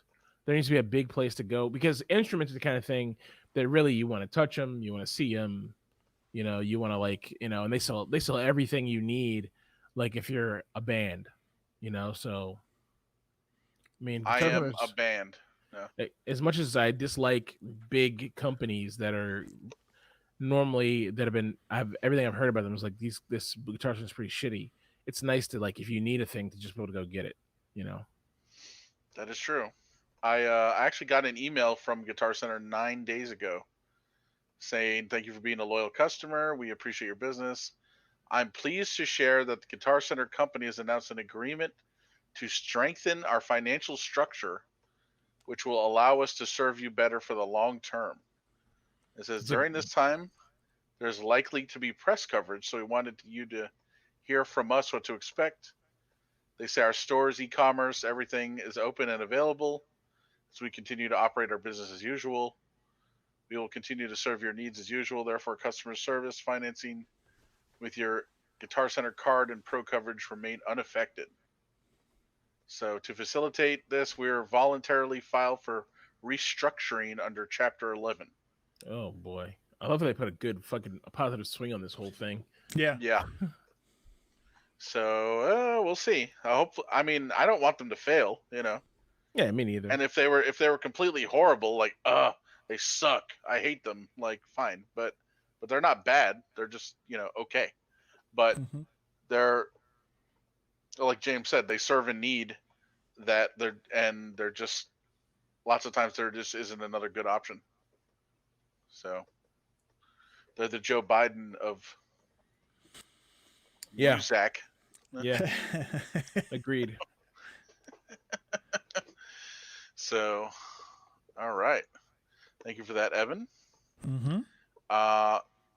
Earlier, I forget if we were recording or not, I mentioned these two websites. So orsm.net. Oh my God. And Ogrish, I'm not sure exactly how you say it. Ogrish doesn't exist anymore. It takes you to liveleak.com. orsm.net does exist. They're both kind of like sites with like crazy stuff on them. I think ORSM has turned more into just like a, well, no, I guess they have crazy videos on there too, but a lot of porn stuff on there too. So both of these sites definitely NSFW for anyone clicking on these links. Just FYI. Thank you for the heads up. Mm-hmm. But yeah, there's some crazy, shocking videos on here too. So. Michael wanted to randomly share porn with you, audience. Oh yeah. I know you didn't ask, but here it is. James, how many times have you wanted to share porn with our audience? Oh, I mean, you know. I know last week when I had the screen share up, you could see like one of the frequent sites, the icon frequent sites like Pornhub, hentai.net or whatever, you know. So yeah, whatever. I'm not mad at it. Perhaps incognito windows from now on. Perhaps. We'll see. All right. What do we got here, James? Yeah, it's a video I saw. I just thought it was funny. It's just this guy's assessment of what's his name, Galdecott. Mm-hmm. Yes. Yeah. So he's the villain or one of the villains in Deep Space Nine, and this guy just is like he's a villain too stupid to win. It's just a funny video. You know, we like Trek stuff, and you know, I love when people look at the like little inconsistencies of things that you kind of accept as like, oh, you know, so. It's cool. That's all. Just a fun video. If you have time, take a watch. It's interesting. You know, Thank you. This guy's whole series of villains too stupid to win is interesting. Honestly, he covers a lot of like weird bad guys. You're like, oh yeah, this is you know, and he covers civilizations too stupid to exist. He covers OCP as a villain too stupid to win. The hetapods, those are the aliens who draw circles in that movie with a little time loop in the end with the I can't think of it. Arrival. And he's like, not, they're too not stupid. the Arrival. No, Arrival. Yeah, it's a different thing. And then the guys from Mad Max, and I mean, I don't know. It's just fun to poke holes in these things. Like, how can these people exist? How can these civilizations exist? How can these sci-fi worlds? I think he has one on Battlefield Earth, our favorite movie of all time. So yeah, interesting. Well, thank you for that, James. Over on the side here, there's some interesting videos that are like related, I guess, right? Or the suggested videos. One of them is Cyberpunk Documentary Part 1. And it's like Neuromancer, Blade Runner, Shadowrun, Akira. And it's a 47-minute video here. So that looks interesting. By Indigo Gaming. Then, of course, right over here is another one, the Complete Cyberpunk 2077 History and Lore Part 1. An hour and 2 minutes. And that's from the Neon Arcade. I feel like Cyberpunk, that movie, that the game has more lore and more videos that have come out about it and that are around it for a video game. It's honestly crazy because like the whole Cyberpunk franchise is I don't want to say a little known D&D franchise. It's not little known, but it's just a D&D. It's a spin-off game that runs on the D&D engine, for lack of a better word. But it runs, using the D&D. Right, instead of orcs and castles and caves, it's cyberpunk. You know what I mean? But when you think about I'm gonna play a tabletop game or I'm gonna play D&D, you don't think about cyberpunk. Like I knew cyberpunk existed because I had a friend in Discord who told me about it like 4 years ago when they first announced Cyberpunk 2077 back in like 2010 or something like that. When they first announced it, like someone said something to me about it, but otherwise, I've never heard of anybody. And I've played D&D before. I've never heard anybody mention playing Cyberpunk. A Cyberpunk version of it. So how it went from little known thing that most of the world doesn't know about when they think of D&D to being like having more coverage than probably any game that I've seen in a long time that hasn't come out yet. For a game that's unreleased. And people were like, "Oh, well, we got to tell you about this faction, and we got to tell you about that faction." And I was like, "Where are you going to get this fucking information from?" And what they're doing is they're looking in the lore because Mike Pondsmith, the guy who made Cyberpunk, is involved heavily in this game. So people have looked in the lore and in the guides that came with the original Cyberpunk in like the 80s, and they're pulling that out, and they're saying they're building an entire story around and making all this. I won't say making money, but they built this whole like content for YouTube based on this old lore. And there's just so much information. You see these constant new information breakdown, hype news. And dude, this was 2 days ago. The game's coming out in a week and a half. Do we still need more hype and stiff shit about it? It's like hype, Cyberpunk 2077, hype preview news, NPC bullet time, boobs, sex, crafting, cred, perks, and missions plus. It's like, just relax, okay? It's about to come out. We're about to get the game. Just chill out, bro. I mean, they and not even to mention that CD Projekt Red, the people who are making the game, do a ton to expose the entire game. Some of the most recent trailer basically tells the entire story of the game, and it's actually, I find it very annoying. Like, I know Keanu Reeves is in it, but I was just like, why? I found it interesting. Like, how are we going to meet Keanu Reeves' character? Is he like, what's he a part of? What the deal is? And then they released a trailer like 3 days ago that's like, Keanu Reeves' character will be found in a microchip that you're going to get in a heist, and da da da da da. And you need to help. I was like, why are you telling the whole story? I was hyped to fat out on my own, So I was, in my heart of hearts, I was like, okay, hopefully they're just saying this, and there's gonna be a lot more to it, so I can remain unspoiled. But I'm sure that's not the case. So there's a letdown. Sorry for your loss. Yeah. Well, James, am I even going to be able to play this game? No, I don't think so. Cool. Yeah. I need a new card. You should get a new computer. Yeah, probably. God damn it! I mean, I just got this one 4 years ago. I mean, you need to stop building computers like that. I know it's fun to like do weird shit and there's 300 ARM processors in here. I know that's fun and all, but look, just build it. Just go buy a fucking. You wish I had a computer with 300 ARM processors in it. I do, but at the same time, I'm like, dude, don't you want to just do regular stuff? Where's the fun in that? I know. I agree. But yeah, just go buy yourself go find yourself a year old, whatever the year. Z840. There we go. No, I don't know. Evan, all right, I'll have to consult with Evan. We'll get something going then. That's fine. Michael's I'm gonna cluster 17 VMware servers together and run off of that. In China, I'm gonna run remote off of that. Powers combined. Yeah. Honestly, Mike, what James just said reminded me of that sort of remote virtual gaming system that I signed up for years ago that never came to be. Yes. If another company is actually managing to pull that off for like $40 a month or something, just do that. Play Cyberpunk for a month or 2 months, and be done, and you'll be fine. What is Stadia or Stadia? How do you say That's exactly what I was about to say. I was about to say you could just do Stadia. Right now it's on sale, as far as I know. It's $10 a month. The problem is with Stadia, it's unlike the Microsoft deal. You actually have to buy the games for full price. So, but if you're willing, the Microsoft deal? Well, Microsoft is like, if you have a gaming PC already, like you already have a computer or an Xbox, you pay $10 a month to them and you just get the games. They're all free.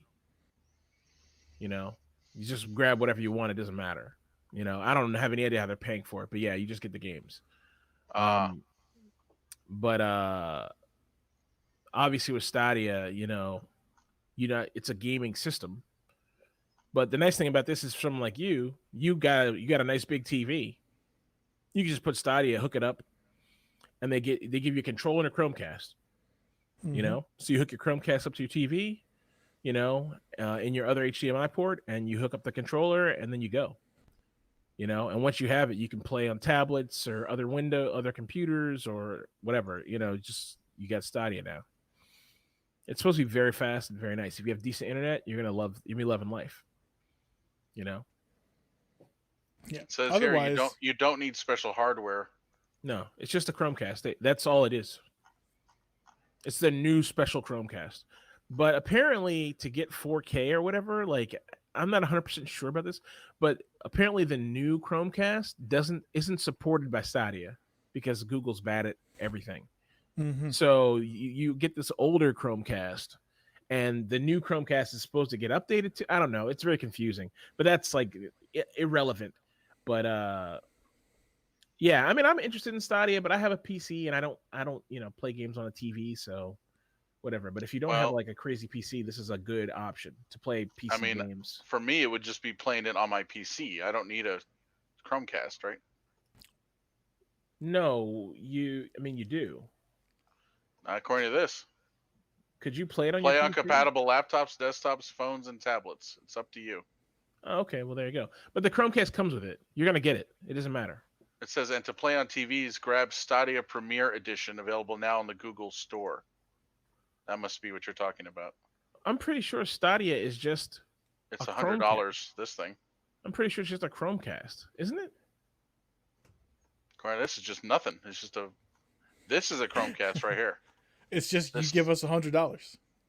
Stadia Premier Edition here on their website is it looks like it comes with a controller, and that looks like a Google Chromecast right there. Okay, so then yeah, And that's Premier it. Edition. All right. Well, Mike, give it a try, or say goodbye to Japan and use that money towards a gaming PC. Because for a full rebuild with everything, you're pretty much going to look at $1,200. Mm-hmm. Yeah, see, in Cyberpunk, you need to. It says buy now, so you got to pay $100. You got to pay $60 for this. You got to buy the game regardless. You already bought the game, but I don't even know if that will transfer over to this. I don't know because you bought it through Steam. I have no idea how that would even work. To buy another copy, I don't know. It says You just free do it. access till December 21st. No subscription survived. Required. I would try. Fuck it. Get it, and play it on your computer and just try. See if you can apply your key from Steam to this game. Maybe you can. You Yeah. know? Okay. Yeah. You can give it a shot. Good luck. Plus, I know how much you like NBA 2K1, and they have that. So For sure. Ball Mike is a in. baller. That's right. they actually have some good games here. Hitman. I love Hitman. Hello Neighbor. They have two different Hello Neighbors. Hello Neighbor is amazing. I think we talked about Hello Neighbor like a year or so ago when it first came out. It's a game where your neighbor is like fucking either a child rapist or an axe murderer, and you're a kid and you keep sneaking into his house to try to catch him. And he's like, obviously, he's trying to kill you the whole time. And it's super creepy. That's interesting. Sounds very wholesome. Sniper Elite 4, great game. Super Hot, another great game. Yeah, not bad. Good stuff. All right. Dead by guys got Daylight, anything else? super popular. Anything else before we Nope. call it quits? Okay. Well, thank you everyone for joining us for another episode of the IO Panel. Please check out our website, iopanelpodcast.com. Links to everything's on there, including links to these videos that we're putting out. Please check that out. You can get in contact with us there, Twitter, Instagram, Facebook, or send an email, feedback@iopanelpodcast.com. We'll catch you next week. Thank you very much. Sayonara.